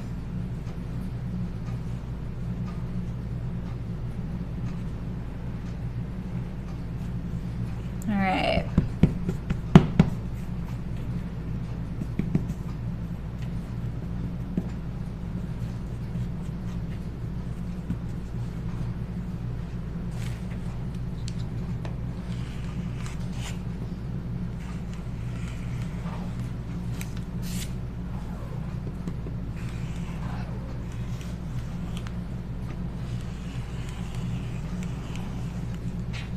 All right, we have two back yoke facings. The backs are done.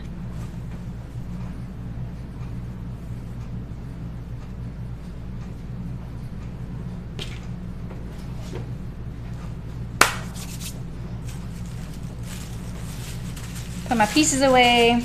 Have you ever accidentally cut the same piece twice? I have. All right, so we have our front skirts. And I'm gonna look and see if I can match the plaids on them.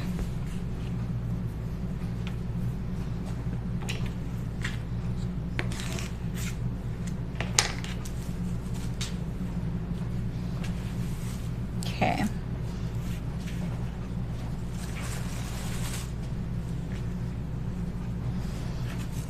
And I need to add a little bit for my shrinkage.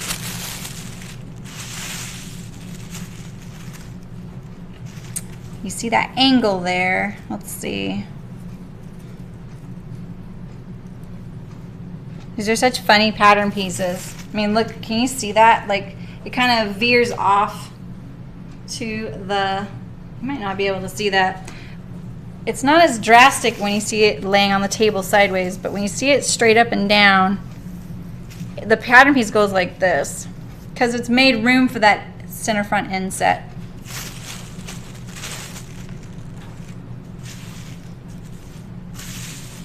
All right.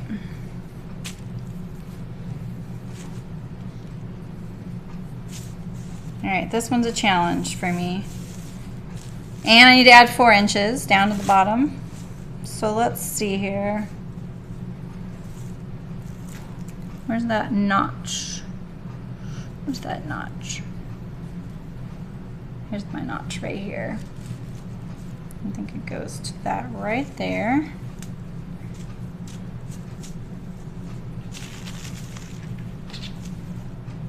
I would do this in a different way, I think.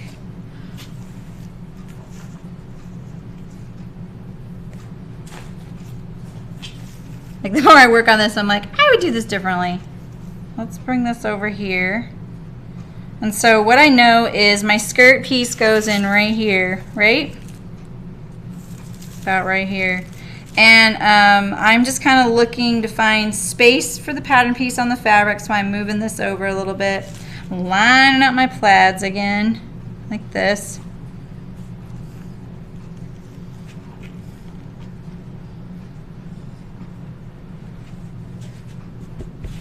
And see, one of the things I was just thinking is a smart thing to do sometimes is to take a piece of scrap fabric.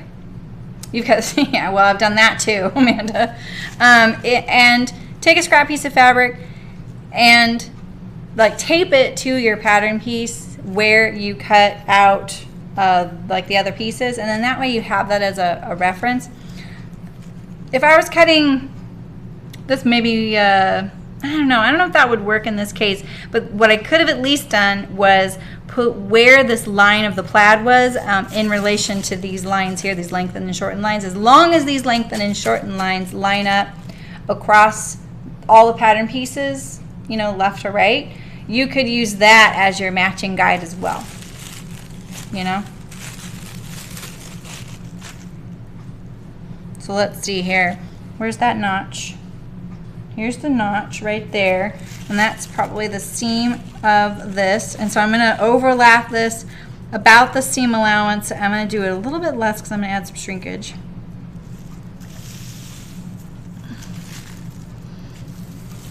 And I am getting my fold on this line right here, which, you know what I mean? Oh, really, Nancy? That's hilarious. I do still see people playing Pokemon Go. I kind of want this fold line to be in the center of this plaid here, you know? So I'm going to remind myself that I'm matching my plaids as stripes, not as the actual plaid, right? Right? So if I can do this, and that's that, just like that. So I've got my fold line on the center of this plaid here. I think that's the center. Yeah, that's the center. And then I'm going to look at this here. Do I think that will line up?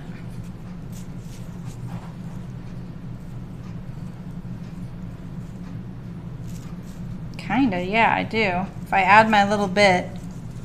All right. Well, like I said, my backup plan is that I will cut this on the bias, and maybe I'll even cut one out on the bias to have ready tomorrow, since I have so much fabric. Hi, Carol. How's it going? All right, so I'm going to add here. And then I'm going to do this so I don't accidentally cut down the center, because that's my fold. I'm going to flip this pattern piece over. I'm adding a little bit here for the wrinkle shrinkage that I want to do. I'm going to make about 5/8 inch.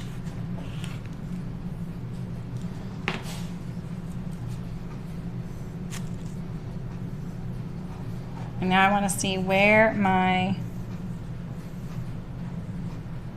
hemline needs to be. Okay, there it is. This piece is the weirdest looking piece. I love it though. You know, I love that it does that, and it's totally the right way. It's so funny how things work out sometimes. Okay.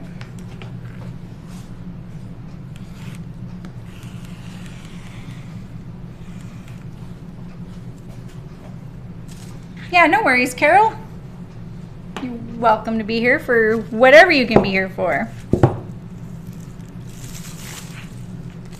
You guys never have to feel like I'm gonna, like there's homework and I'm gonna grill you if you watched an episode. I don't know if I would watch all these streams all the way through. I'd probably fast forward.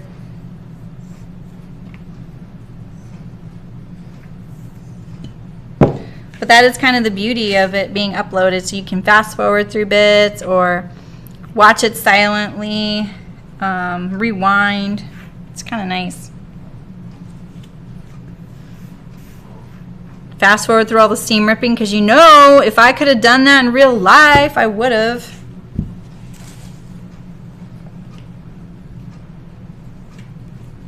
All right, I feel pretty confident about, like I feel like pleased that this seemed a little bit easier than I thought it would be. Boy, I cannot see this line. There it is.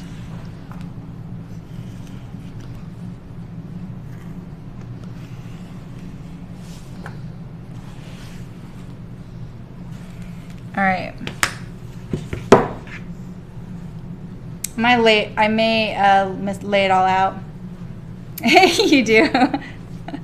You don't want to miss any fun. I feel like the cutting is I mean, it's okay. It's essential. I don't know about fun. Let's see. I want my pocket notches, which I'm not sure I put on my fronts. Pretty sure that's a pocket notch. So let's put that on there. Yeah, you don't need to see the seam ripping. It's already your specialty, right? That's how I feel too. Like, can I just fast forward through this?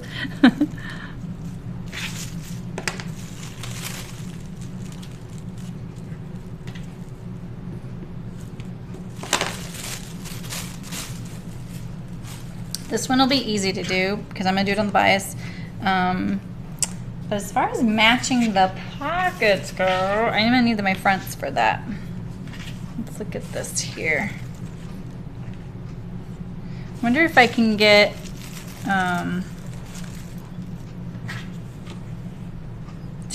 cut two at the same time.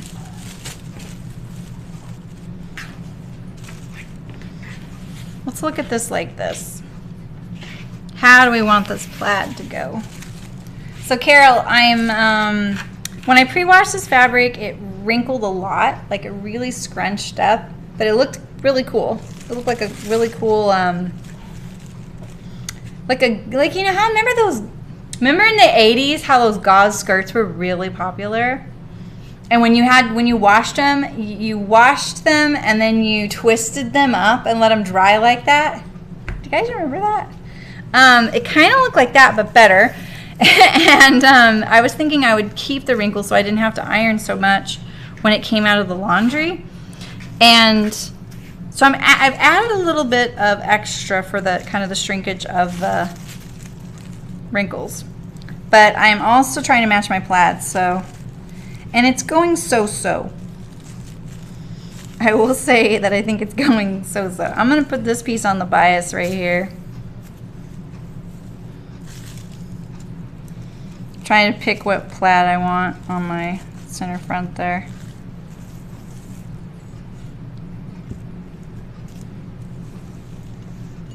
Okay.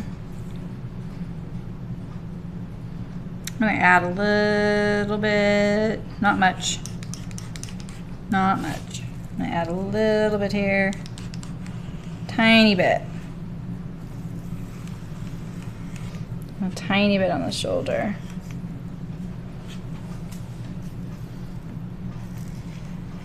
It's an experiment. I like to experiment so you guys can see how something goes and you don't have to do it. All right, so my fold line is on these diamonds here. So I'm gonna fold over on those diamonds. Easier said than done, but here we are.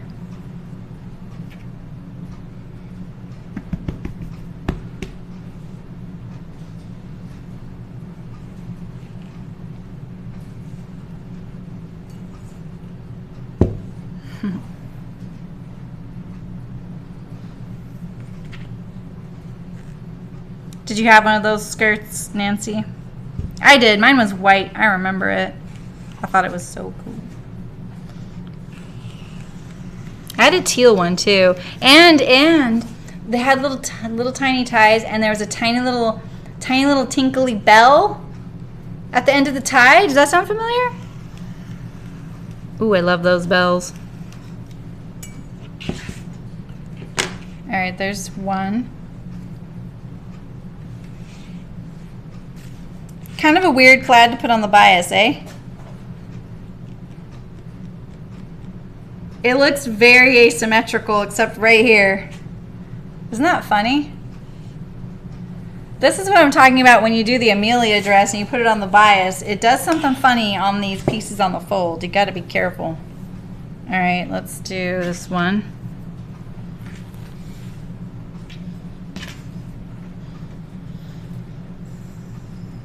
Definitely need to stabilize this. So can I fit this here? Can't. Sorry if I got cleavage hanging out. That's the problem with this wrap monetta. I really wanted a V-neck monetta, and I was like, okay, doing a V-neck with a knit neckline, it's kind of tricky because you can't really fold over a hem on a V-neck. And so, you know, you can put like a little rib facing or a little, you know, even self-knit trim to finish off your neckline. But I'm stubborn, and I treat every sewing project as an experiment. So I think about like, okay, well, what could I do that's similar? So I made a wrap, which worked except for the fact that it's almost invisible in this fabric. Trying to make sure I got that on there. It's inside my seam allowance, so I'm not going to worry about it. I love those bells. I had like a anklet that I would wear, you know, tinkling around town. I was such a fake hippie. Kids today don't know bohemian. Yeah, remember that bell?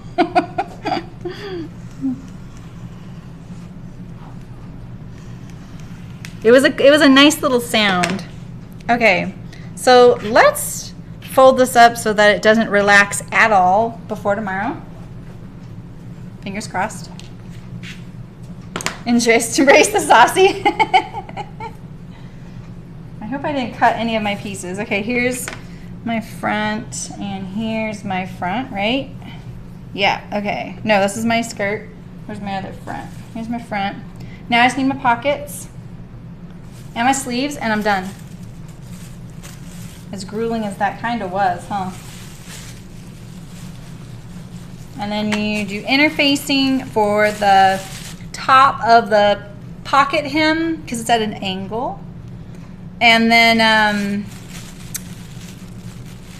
I think also the neckline of the yoke to stabilize it a bit. Didn't they call that a sweetheart neckline? Sweetheart neckline, it was a little bit of a curved V, but it did this little like thing like this. I worked at a mother-daughter dress wear company. It was one of my very first official jobs. It was a tough job for my age because it was for a husband and wife. I don't work for husband and wives anymore. I don't work for family-run businesses. This is nothing against a family-run business. I think they're amazing. I don't work for them though anymore. And they were all about that sweetheart neckline. We did it on a lot. The dresses were cute, but they weren't trained in the garment industry, and they were a family business. Did I mention that part? So I was the one with the expertise that came on. It was a lot of shoes to fill when all of those shoes were already filled there. So you're not going to fire the family members that don't know what they're doing, right? You're going to hire someone else to be the expertise. Okay, so I'm doing this because I'm going to put my pocket on here. And this was good. I'm glad I did this because I do have to make my pocket a little wider since I'm making my side fronts a little wider. So let's see. That's right. This is a funny one in that these notches are how you line up your pocket. Don't use them to line up your pocket like the top edge. So I think the first time I made this, I was really confused because I was trying to match. This little notch was on the front, you know, right here. Say it was right there. I don't know. I'm going to look it up right now. And I tried to match the bottom of this pocket to that notch, but I could not get the top of the pocket to match the notch over here. You know what I mean? It doesn't match up that way. It matches up this other way. So I'm sorry I keep putting my pattern pieces away when I need them still. It's chronic, you guys. It's chronic. I'm a putter-wear. I don't like extra notches, so I try not to put notches in my things unless I absolutely need them. Oh, there it is. And that's just because when I'm doing a loose weave like this, I don't like the notches making a lot of fray, you know? Yeah, always the outsider, exactly. It's a good way to put it. That's a good way to put it. Yeah, I've worked for a few of them. And in all cases, none of them were trained. So, bye, Thea. Sleep well. You'll watch the rest tomorrow. Well, we're going to be sewing tomorrow, so join us for that instead. See how I did. I'm just only going to cut the pockets now and the sleeve cuffs when we're done. So, hasta mañana, iguana. Okay, let's see. These match up like this. See, so it is kind of weird. Pocket lining. There we go. That's how it is. All right. So let's get this on here. How this goes. I've added a little bit. Where's that notch? There's the notch right there. Okay. Goes like that.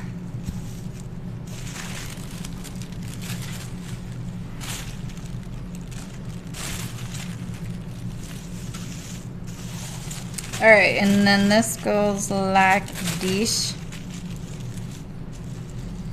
So what we could do is make a note that we want, okay, so this looks like this pocket gets hemmed like this and then like this. Can't remember, like that.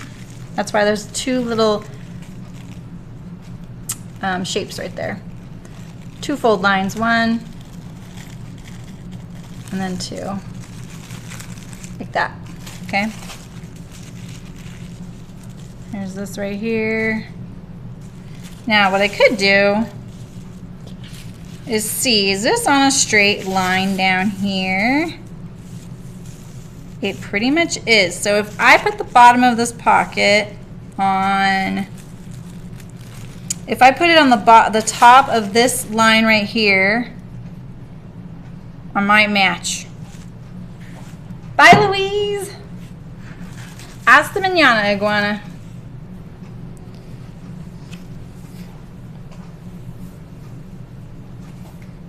All right, let's line up. Let's just do this here. Ooh, I have so much fabric. Not even funny.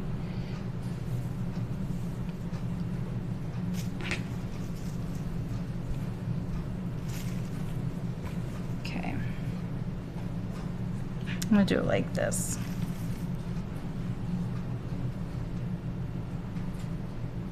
At least my plaid is symmetrical. Otherwise, you wouldn't be able to fold it and it'd be the same lining up. You know what I mean? So I just folded this, and I'm going to stack my plaid and then cut 2 pockets at the same time. This plaid is symmetrical this way, so I can do that. Otherwise, I'd have to cut it apart and flip it and then lay it on top so that they would be the same. That was probably kind of confusing, but it would be obvious to you if you're using plaid and your plaids aren't lining up and you can't figure out why.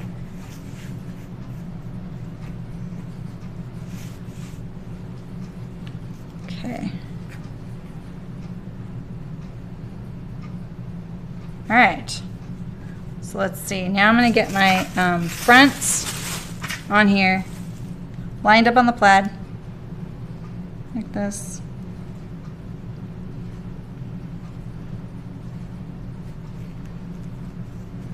Okay.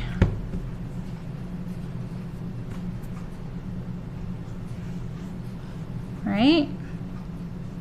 Is it lower than that though?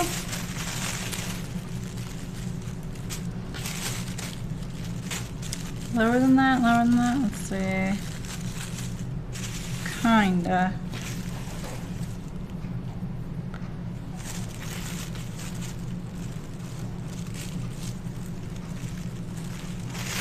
Alright. It's no fun watching someone match plaids, is it, you guys? It sounded good. You guys were like, ooh, watching someone match plaids. I want to learn how to do that. And then you're like, wow, I don't want to do this. This is terrible. Especially my little, like, flying by the seat of my pants method right now. Yeah. Here is that right there and right there. And right here.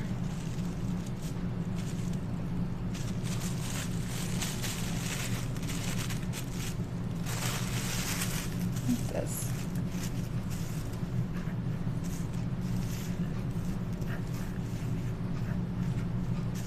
I remember that being right on that line up there.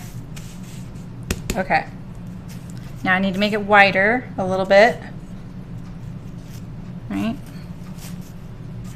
I think I might just, so I want to make it wider, but I want it to be too short over here. So this is a good example, like remember I was saying about the grading. So I want this pocket height to stay the same. So it's 7 inches from there to there. So I'm going to mark that right here. So this is 7 inches. I also want that shape right there. So I think what I'm going to do, I'm going to cut this little spot here first, okay? I'm going to cut this side. And I'm going to make my pocket just a little bit longer. Let's move this out of the way so you can see. I'm just going to nip right here a little bit. Now I'm going to slide this over.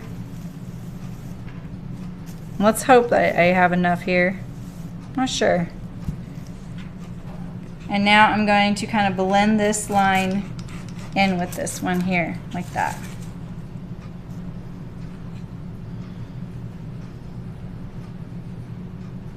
I'm hoping these are stacked up straight too. Okay, so let's get rid of this shape here.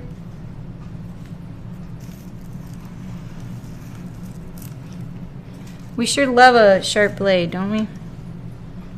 I got a little bit off right there, so I'm going to nip that. I'm just going to cut the fold open right here since I'm right on there. Kind of cheating.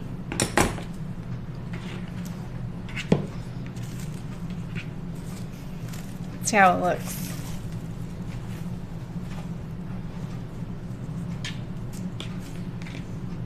Because it's about right here, right? Wait, here's that. It's about down here, I think.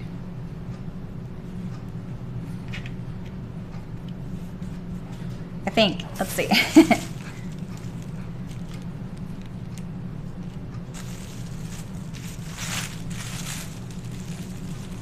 Oh no, it is up higher, okay. Okay, good. All right, yeah, about right here. All right.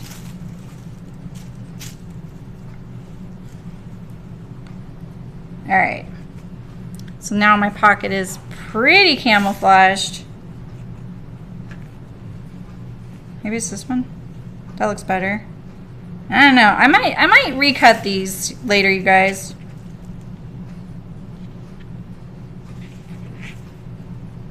I don't think I want them on the bias like this.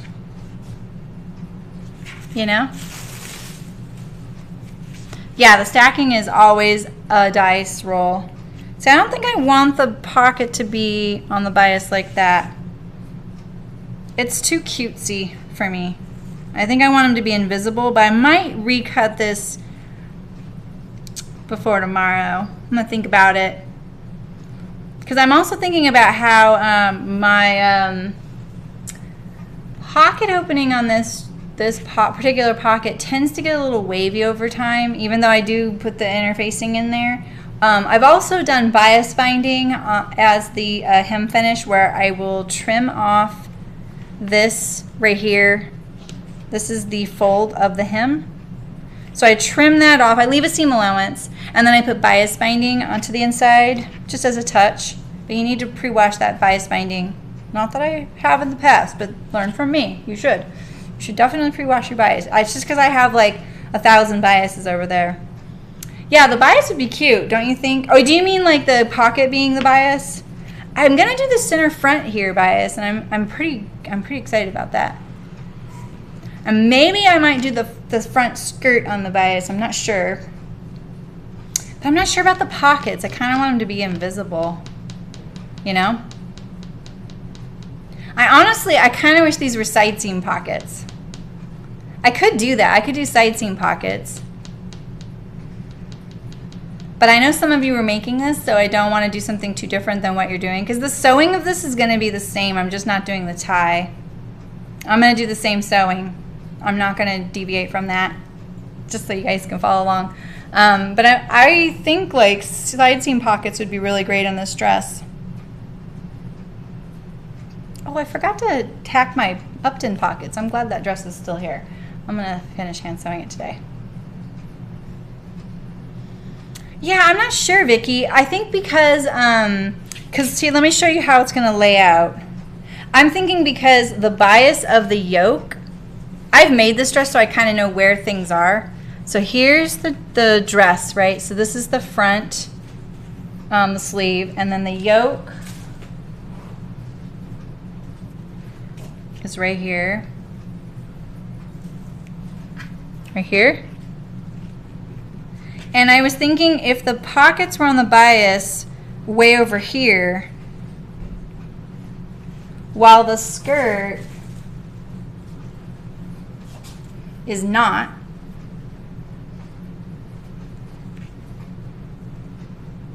I feel like it would look, you know, like, do you know what I mean? It's like bias, bias, bias, not. You know what I mean? I like, ooh, is that doing crazy stuff to the camera on your screen too? Looks really weird. I think this blending in, or doing side seam pockets, it calls more attention to the bias at the yoke. You know what I mean? This looks more like a uniform on the camera. That's kind of funny. In person, it's so drapey. So maybe I'll draft some side seam pockets and cut those out as well and decide by tomorrow. Because I could just add those right here. And you guys posted a couple links on someone showing how they do side seam pockets with the French seam, and I'll check that out. Because I could get better at that. I've been kind of like doing that. They turn out okay, but I feel like I could do better. Kind of patchy, right? Yeah, that's what I'm thinking. So I think,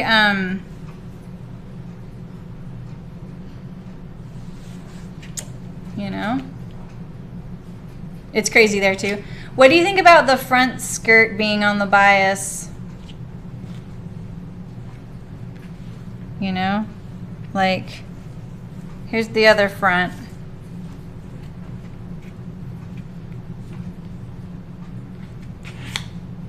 Side seam, yeah. Do you think this lower front should be on the bias too? I'm looking at the camera, trying to make it, I'm trying to help you visualize. Here's my front.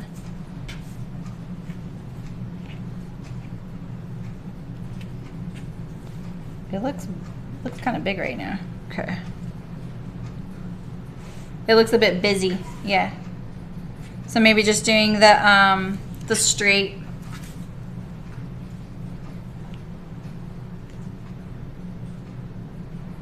Yeah, I like that.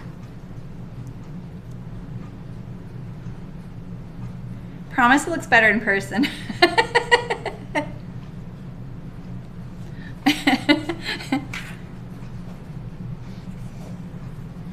And so yeah, then if I had the pockets, you know, and supposedly these all match, right? They're like matching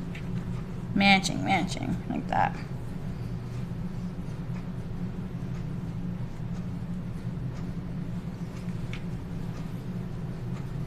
I do have a ton of fabric. Which idea do you like? You like the center front being on the bias, this piece right here? Yes, bias on the skirt. Yeah, because then it would carry this.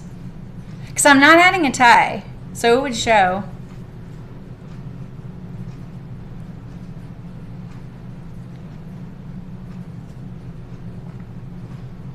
But since it has the sides, this is it. Are you gonna say the princess seams, Leia? These princess seams.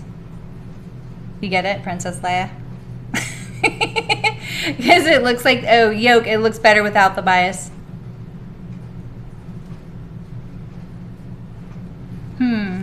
Let's try and visualize this again. Let me do this.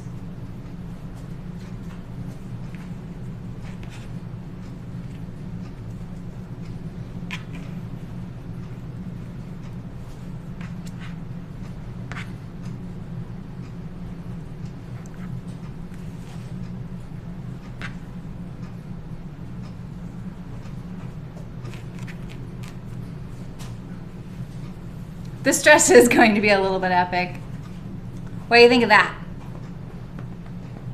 It does, I see what you mean, Leia. It looks like shirting. I see what you mean.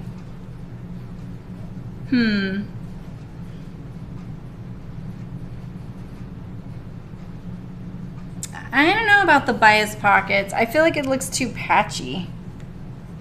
You know? I can't really, I'm having trouble mimicking that for you. Let's see.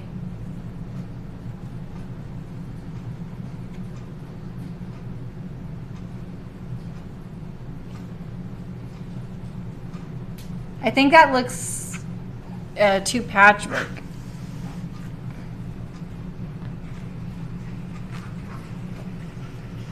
You know what I mean, Jelly Bean?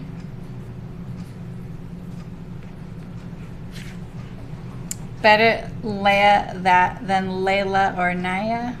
I don't know, can't get. Oh, yeah. Okay, you want to see the pockets on the bias, but not the center, right? Okay, here we go. So this is how it's cut right now. Okay.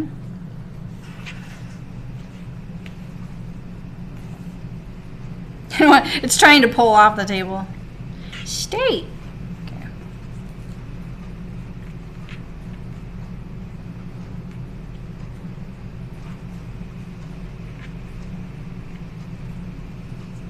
I can't, I'm having trouble mimicking the, okay, there's the center skirt back on the grain. I definitely don't like the pockets on the bias. It looks too patchworky to me. I'd much rather them not be there and have side seam pockets. You know what I mean? Or what about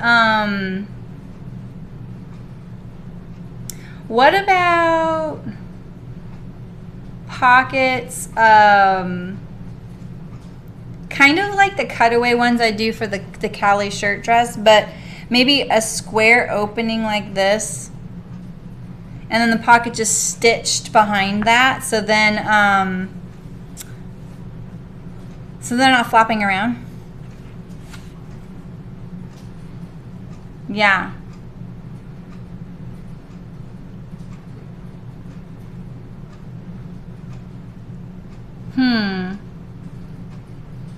I kind of like that idea. I don't want my pot like these. Like these are like flopping around, you know? They're like drooping in my dress, and they add this bulk.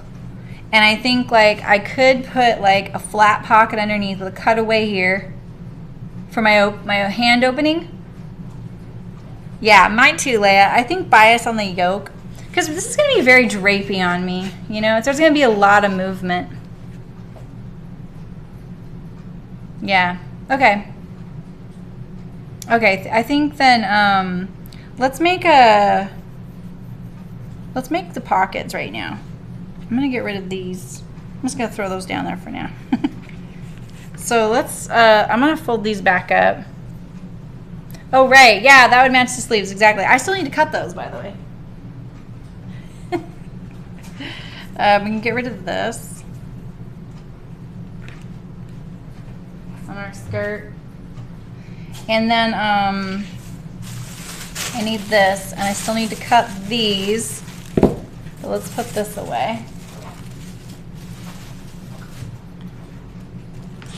So let's decide where my pockets are gonna be, you know, because let's see, this is right here. I like your input, are you kidding?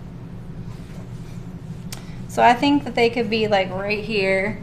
Ooh, that looks kooky on the camera. Sorry, guys.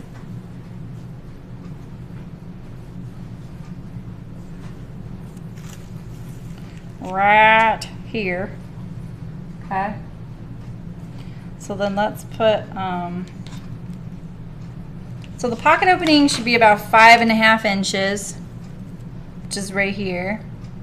I like mine a little bit bigger. I don't like, I need to start a stream to get advice while I'm sewing.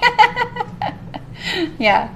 No, I like the input. I mean, the problem is like this fabric looks crazy on the camera, and I apologize for that.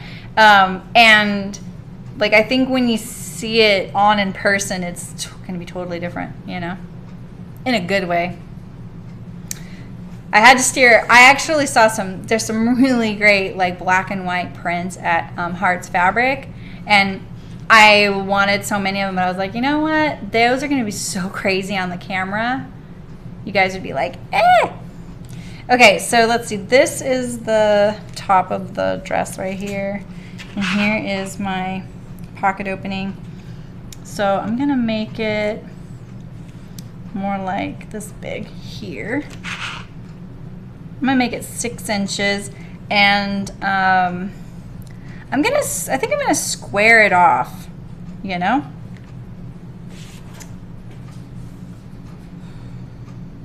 Let's see. I was looking for something to draw on there, but I don't really have anything that'll stay. So, oh, I'm glad, Nancy. That's great. Yeah, I mean, you're making it for you, right? And someone had to figure it out along the way. They had to experiment. They didn't just know it. Nobody just knows this stuff, you know? So, I think once I figured that out, like I went to design school and I still didn't really get the gist of the fact that, you know, there's no set rules. You can do whatever you want. It helps a lot. All right, so I think I want my cutaway to be about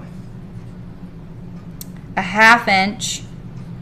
And even though I have my seam allowance, I'm going to make it a 1/2 inch because once I get rid of that, I have to fill it back in. But I need to add seam allowance going this direction. So I'm going to add a 1/4 inch straight right here and straight right here.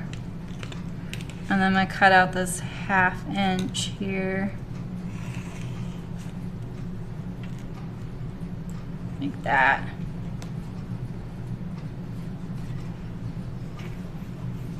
And this is fine. Actually, I'm going to cut out a little bit more because of the seam allowance. So the one thing to think about, the way to look about it is to think about the garment's seam lines. Exactly. So it's 5/8, and if this was a quarter, that would line up. So we want to get rid of. I'm gonna make my pocket seam allowance a 1/4 inch, because you know me, I like that. Okay. So if this was 5/8 right here, and then this was a 1/4, it would be, yeah, I think I'm gonna do a little tiny bit more. I'm doing it visually. All right.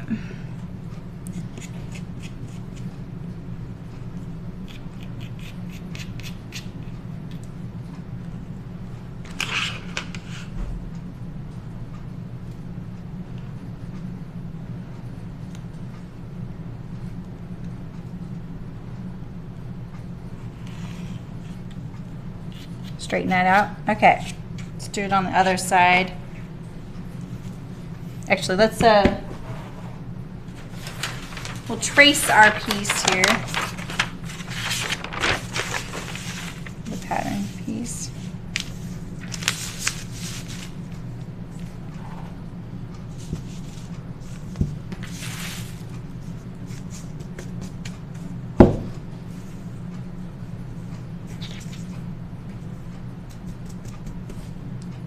Rotary cutters are great, aren't they? They really allow you to do this kind of stuff on the fly. Try and keep my fabric relaxed so that I'm not like pulling it the wrong way.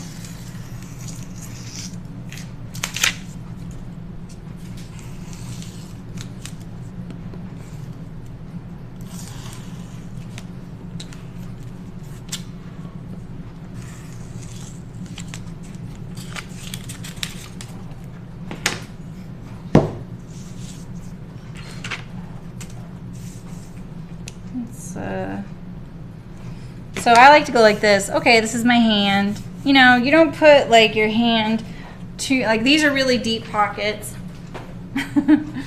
And my hands can like relax and be totally in my pockets all the way down. That's kind of big, because when you have something in your pocket banging around on your thigh and you sit down or you get in the car, it's a little too deep, you know? So let's see, I'm gonna do it like more like this. Scientific, right? You don't need it to go much above the top pocket, or the pocket opening edge. I'm just going to allow for some seam allowance and just to be away from all this here. And so that'll be my pocket. I could do it still at an angle, but you know, with the straight lines of the plaid, this actually might work really well. Now, I also don't have to worry about matching the plaids as much. Excuse me.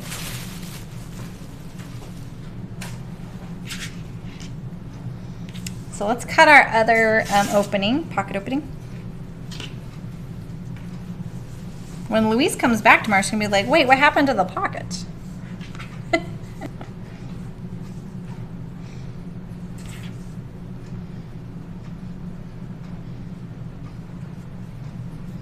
All right.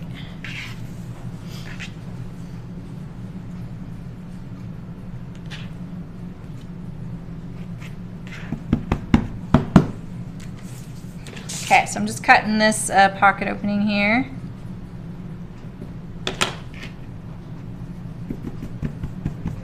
Getting it to relax.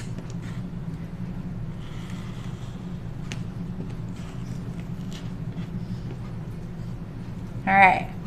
I'm committed now. Oh, thank you. I'm committed now. Oh yeah, I definitely have enough for pajama pants. I'm doing it. I'm doing it. Do I have enough fabric on the floor anywhere? I don't think so.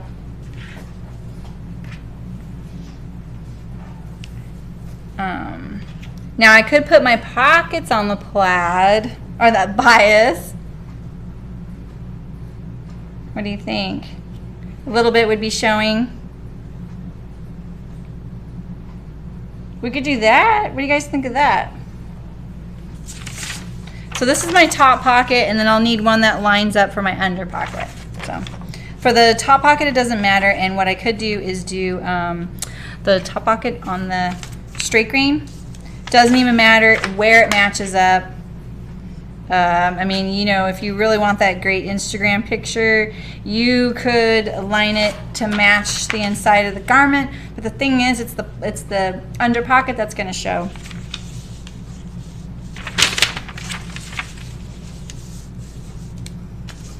I don't do stuff for Instagram. I think you guys know that. Just do what I want.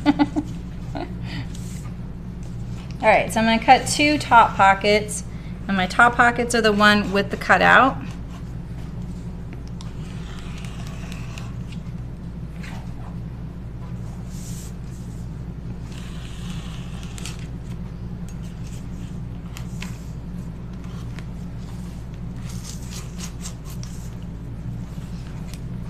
All right.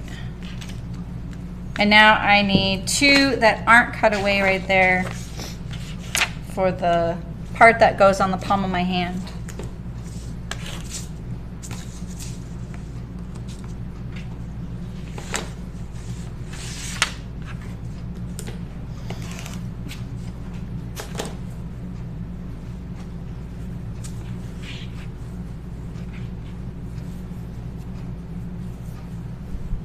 Bias or no? No bias? Okay, so let's cut them out individually so they match.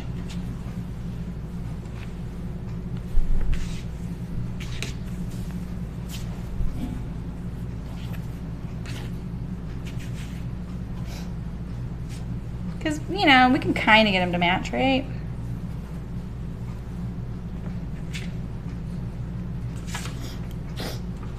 Okay.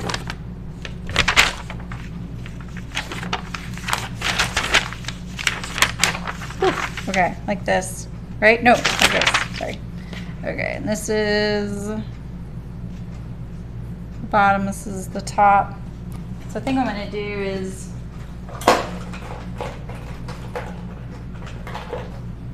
I'm just gonna put some notches like this, denoting that this is the bottom.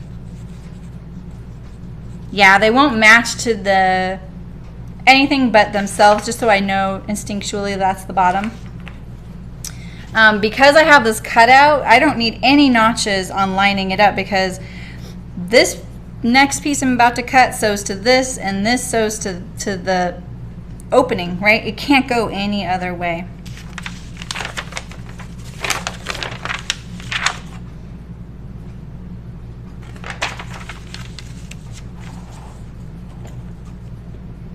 It's also really obvious because the part that is wider is the bottom of the pocket.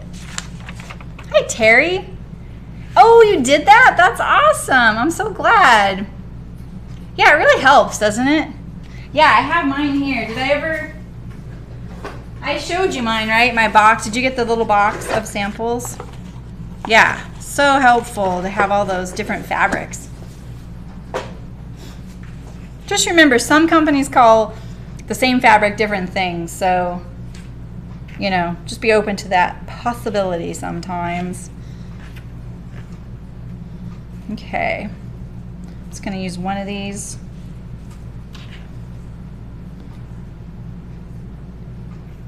This is a little easier to match the plaids on.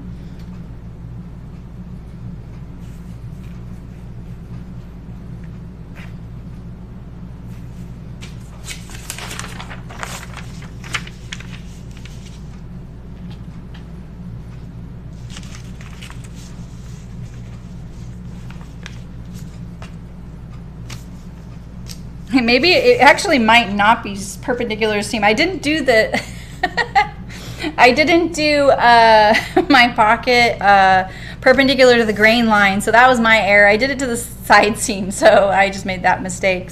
Now you need a pattern notcher. You don't need a pattern notcher unless you're going to draft patterns. You can't use it on fabric. So you got some of those swatches too, Becky? I know, they really are really helpful, especially if you order from Spoonflower. Okay, so I'm gonna move this over. I don't want to cut this out in the middle of my fabric here. Yeah, that's so funny. I just did that. When I did that, like when I drew that line perpendicular to the side seam, I actually was thinking, this is so easy. And then that's why I realized it was so easy, because normally I need to do that from the grain line, not the side seam. So now I have this little angle. So maybe I should straighten that out. That's hilarious. I'm gonna straighten it up. So I'll do this.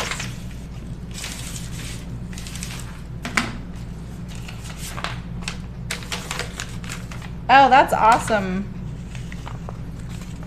You guys, if you guys are in the Facebook group, you might be able to contact each other, or you know each other on Instagram. You might be able to do this.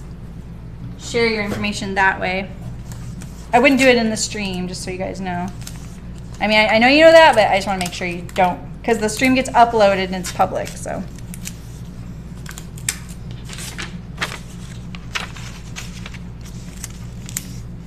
I'm just gonna make this, yeah, even just perpendicular to the plaid would be smart.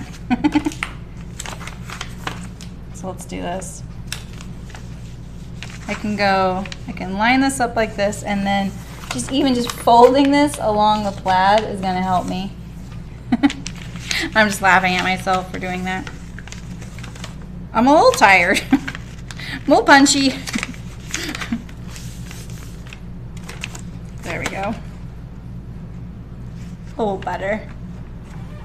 I'm gonna do this one lower. That one looks okay. Yeah.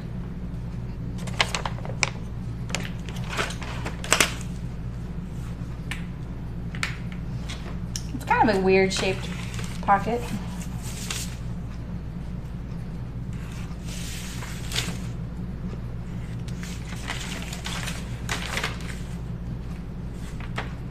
Can you see what I'm doing? Sorry, I'm just kind of drawing those lines down like that.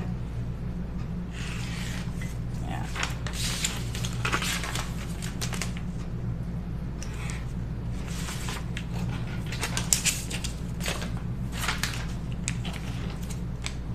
There we go. Okay. I need to recut those other pieces, but that's okay.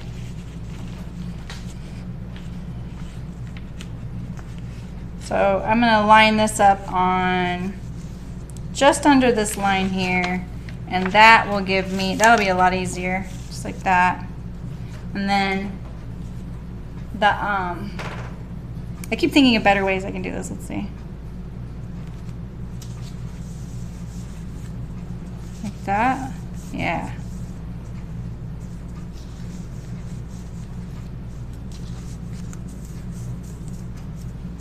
Feel like I'm going down a rabbit hole.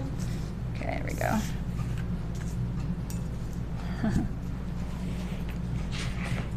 Oh, perfect.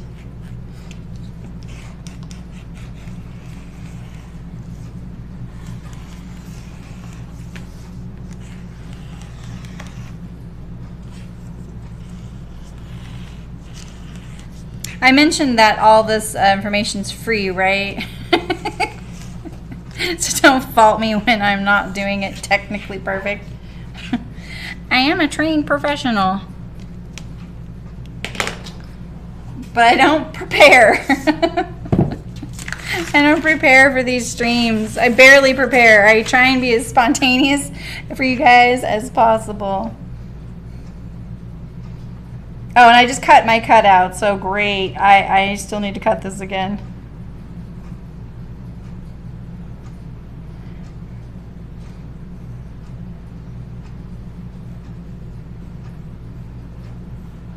All right.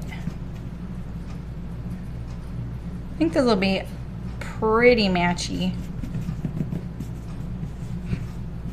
Pretty matchy. We'll see. We'll see tomorrow. It's a true test when I go to sew it all together, right?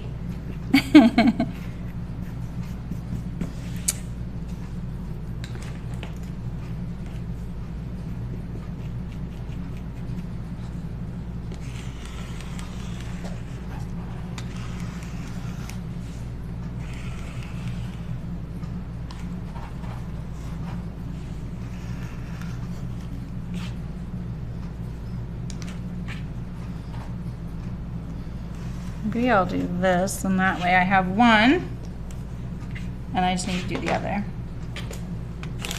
There we go. You're going with me down that rabbit hole? Exactly. That won't fit.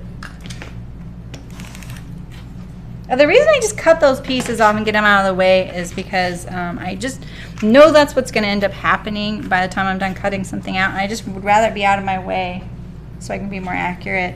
You know, plus I'm like, you know, doing things on the camera, it is a little different than not doing them on the camera, you know? Okay, so this piece looks like it could easily get mistaken for being up or down. You know? Look at that. I'm already kind of lost. I like picked it up, and immediately when I picked it up I was like, ooh, this looks kind of confusing. Here we go. That's how these two go together.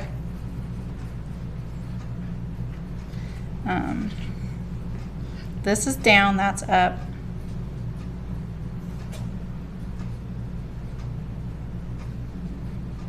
I'm gonna cut one more set and then I'm done. A little bit of a crazy stream.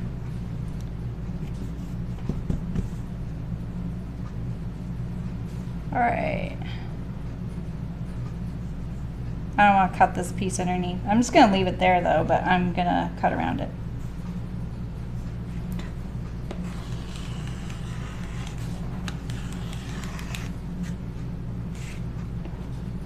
It's easy to forget I'm trying to cut on the plaid and keep that line straight too.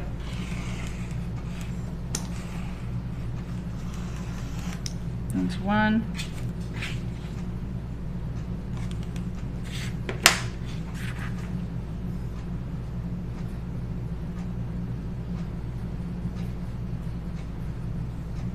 Hi Siobhan, how's it going? Oh yeah, Terry, right? I know. I hope I'm matching my plaid still. I'm having trouble with logic right now because I'm tired. Let's see. I might just leave it not cut out the little hand opening so that I have options at the sewing machine. I like having options sometimes. You just never know when you're going to need them. I guess that could be said for a lot of things, huh?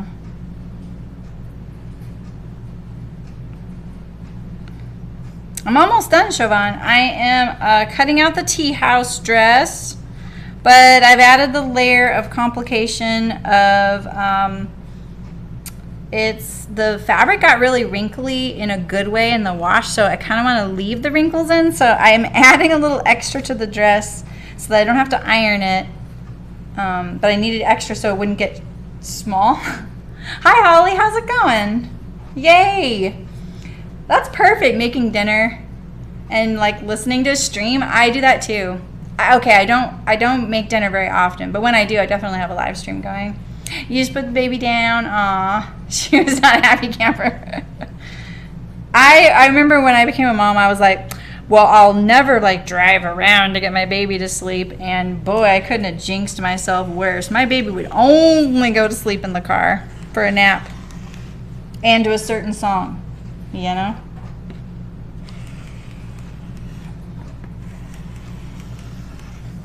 It's like when I met this gal, like through other friends, we met up with her on a hike.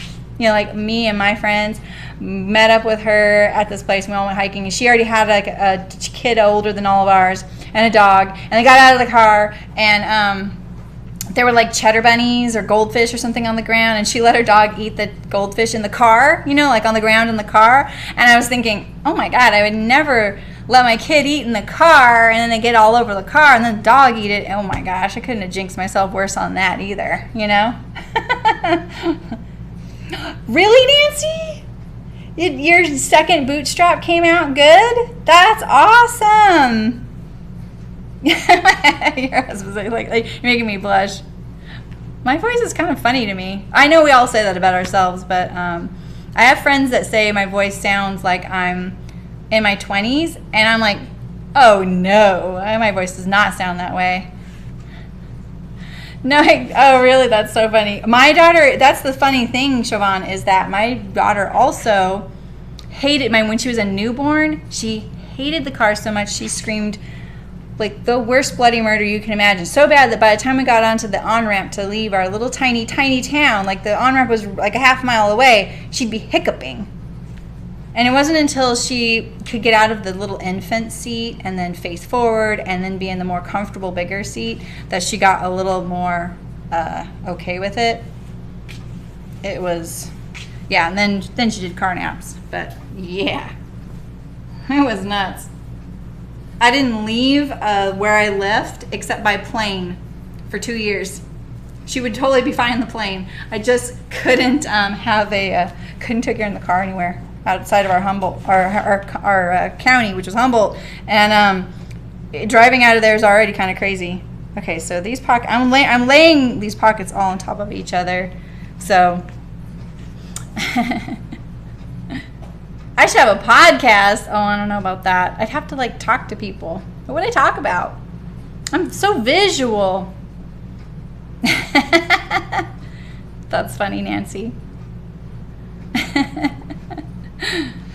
All right, well, we got the dress cut out with a few, yeah, speech to text is so funny. Have you ever seen that Big Bang Theory episode when Siri first is introduced? And the guy, Raj, who can't talk to girls, at the time he can't talk to women, like he can't talk in front of them, but he can talk to Siri, and he just totally falls in love with her. They go to the cafe together, they go to the movies together. She picks his wine out. It's really cute. All right, so we got our dress cut out. I've got lots of pockets sitting around here. We decided to do a little bit different pocket. What is this? This is just fabric. Throwing that down on the ground. Trying to keep track of all my pieces here. I don't want to end up cutting it out. There's my front on the floor. There we go. Ooh, this fabric. You're right. I didn't. Thank you, Vicky. Oh, Vicky, you saved the day. Saved the day. I'm just like, feel like this has been a bit of a painful cut, so I want to be done. I wonder if I have...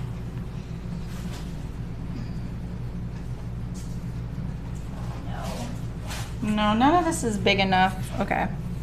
My pajama pants are getting shorter and shorter if I keep using all this fabric. You know?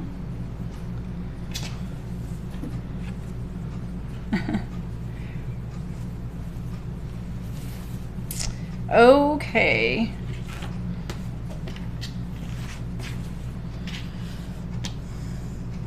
Oh, and I wanted to remind you guys that I added all of the things we've ever sewn here on the stream on my website. Let me line up these plaids here. And so now when you're looking for like part 1, part 2, or part 3 of a garment, you can just go to that project and all of the parts are there in one spot, because YouTube is so flippin' terrible to navigate. You know? How many yards of fabric have I used? Yeah, pajama shorts, right? Well, it looks like I have about one, like right now I have 2 solid yards of fabric left. So I definitely bought too much, you know? Where's my pattern piece? That's not my pattern piece. This is why I always put my pattern pieces away, because I don't like them being on the floor.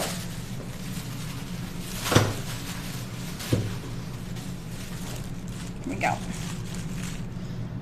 I might cut them out one at a time so I can go into this little bit here. Yeah. And I like to pick my plaid. I'm also going to make it a little wider this way, just to make sure that it'll fit into the armhole.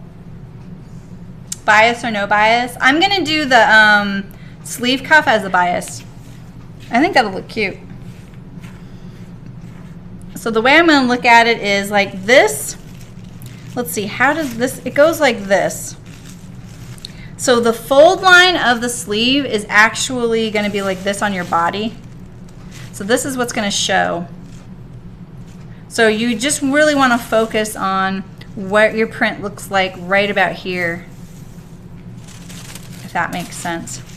And I think what I'll do is maybe I'll straddle it right down the center of the squares, because it actually works that way.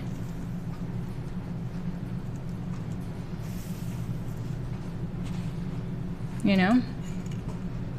Monkeys on a chain print. You're seeing it on Instagram. That'll be cute. I'll add the extra down there since I have no room up here.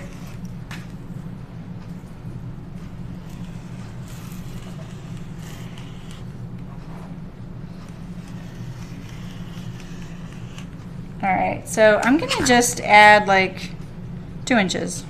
Too much, but I just want to make sure. Especially since it's biased, I probably need less. Now I'll use this as my pattern piece. 1 thread, there it is.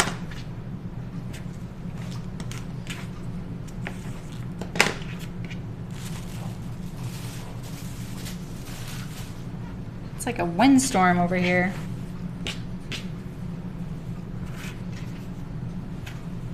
All right.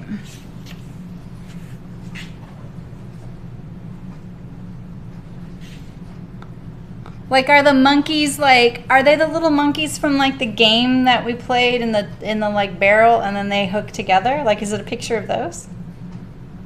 Are you bummed you're seeing it on Instagram now, Nancy, and you're like, oh, it's not so unique?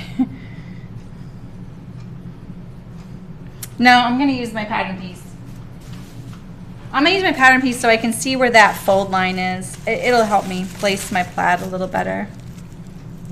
I'll go right down the middle of those plaid boxes again. Let's see. I may have to shift a little bit down these right here. Okay. Like that. And then I'll go 2 inches extra. Yes, Siobhan, I'm using my new cutting mat. I love it. It's just so much easier to cut today. I don't fall off the mat anymore. Yeah, I'm really pleased. And the like grid is printed on a separate piece of like vinyl, thin piece of vinyl, which has a double stick tape in the corners. So it sticks to my table and then sticks to this mat, so it's not shifting at all. It's great. I'm happy. Okay, there we go.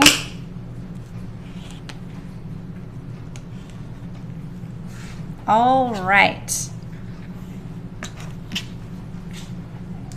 All right. Okay, Vicki, did I miss anything else? You need a new cutting mat? This is great. I've been cutting on it all day and I don't have any grooves. There's one right here. Now it's gone.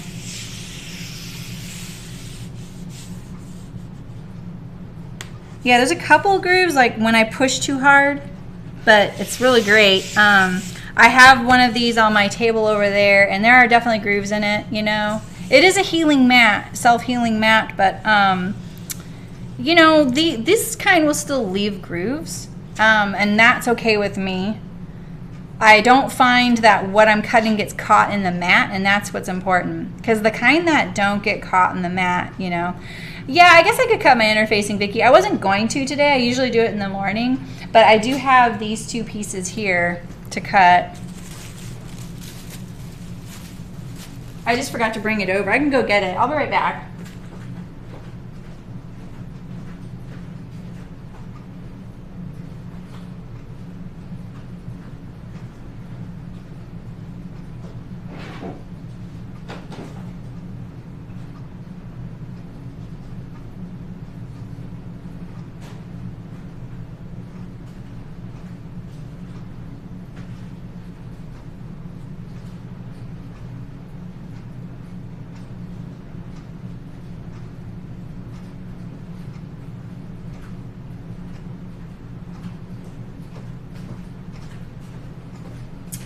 You know, I just thought of something though. If I interface this, I need to interface it with self because I want it to wrinkle. You know?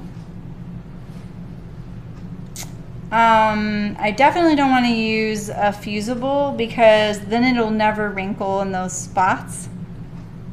So maybe I will cut it in self, which I like using self. This self is just very, it's very whooshy, you know? But I'll cut it on the straight grain to help it. Now I can use all the stuff on the floor.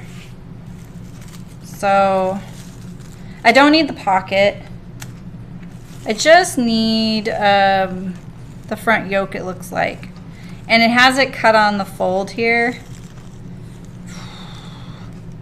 I don't know. I don't know if I want interfacing. Yeah. I think I might try and skip it. I know that's kind of crazy. But I'm going to skip it, and this is my reasoning. I ended up cutting my front yoke on the bias. Not the back yoke, by the way. I don't know why I didn't even think of that. I should probably cut the back yoke on the bias. I don't know if I want the back. I'm not sure I'm going to do the back yoke on the bias. I have to think about that. I'm not going to cut it on the bias. I'm not going to cut it on in interfacing, and I'm not going to cut it in regular because I cut my yoke on the bias, and so if I cut it with interfacing, that might that might stabilize it too much to wrinkle, and it'll wrinkle differently than the bias does. I'm already taking a chance. Putting that piece on the bias, the wrinkling is going to go like this rather than like this. So, experiments, right? Yeah, Rebel, I know. It sometimes gets me into trouble. This time it might be one of those times. We'll see. So I'm going to skip it. I almost brought over some woven, and then I was like, oh, I got this black, and then I was like, oh, I can't use either of these. Telia Van Gogh Rayon Twill Monkey Mustard on fabric.com. Okay, we'll look it up. It won't let you post the link, will it? Sorry. I tried to allow that, but I don't know why it won't. Okay. Well, we'll see, Vicky. We'll see what happens, you know? Hopefully it's okay. I'll definitely stay stitch the heck out of the neckline. And make sure that it doesn't grow any extra. I hope this works. The crinkling looks so good. It was crinkle. It was like crinkle fabric, you know? I think it makes the plaid look more relaxed. You're welcome, Nancy. Exactly. Taking one for the team. I know. I don't have enough to make another one of these, but I certainly have enough to make something. Look at this. Let's see here. One. Almost 2 yards. And it's really wide, so I probably could maybe squeeze some crop pants. I don't know. I couldn't. They would. Maybe the plaids won't match. Maybe some jammy shorts. I could do that. I could definitely do a willow tank out of this, though. That'd be cute, you know, or something. So there's enough for that. Now that we've discovered that willow tank. And by the way, I overheard a conversation at Hearts Fabric that, and I don't know if Brooke's still here, but Brooke, if you're here, the Webster top, tank top or Webster top, one of the gals said it's the best fitting top she's ever made. One of the gals that works there, and it's a cashmerette pattern. Pretty sure. Just the thought, you guys. It's a tank, and it has some interesting. I'm pretty sure. I'm gonna look it up because I think Brooke was just making a let's see, Webster top tags. Let's see. Yeah, so it's a tank. It's cute.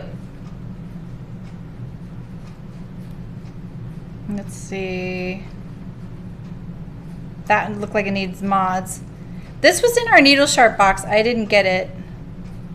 But it's cute. It has some little straps at the back. Anywho, just in case you want a tank top, you're in that 18 to 26 or 12 to 26, I think is her sizing. It sounds like this top fits really good. Webster, and it does come in a dress as well. So I need some little bells, exactly. All right, well, I'll see you tomorrow at 11 a.m. Pacific to sew this. Wish me luck if you're not here, because I feel like I did like a hack and dash job of it. But I did put a lot of thought into it. I have been thinking about it. I have a little bit of vacation brain, so we'll see how I fare, you know. I'm looking forward to this dress. It looks like it'll be super comfortable, so I'm looking forward to that. And I'll do French seams. I'll do French seams, yeah. I'm pretty sure I can do that. I'm trying to remember why I couldn't do it. I couldn't do something on that teal one. I have made this on stream before, and those videos are up already if you want to jump ahead. But this is part of this is our last dress of our sew along. So if you've made any dresses this month, make sure you tag them SSL, SAL, so we can see them, cheer you on, congratulate you. And then next week, you know what we're making? We're making my first sponsored project, so that'll be exciting. And I'll see you tomorrow. Thanks for coming, you guys. And I will be ready to battle whatever happens with this. So, yeah, I'm glad, Siobhan. Yeah, you're doing a good job on them, too. French seams are great. Yeah, I wish I would have started sooner, too. You're swinging for the rafters, go over it. Exactly. Yeah, lots of mods. Thank you, Leah. Thank you. We'll see, right? Hopefully Saturday afternoon I'm wearing a tea house dress because, hey, there's no zippers, no buttons or buttonholes. You get to wear it right away. Bye, Terry. Thank you. That's okay, Nancy. There's no time limit. You guys know that. Yeah. All right, guys. You guys are awesome. I'll see you guys tomorrow, 11 a.m. Pacific, and we'll put this puppy together. So, okay. See you guys.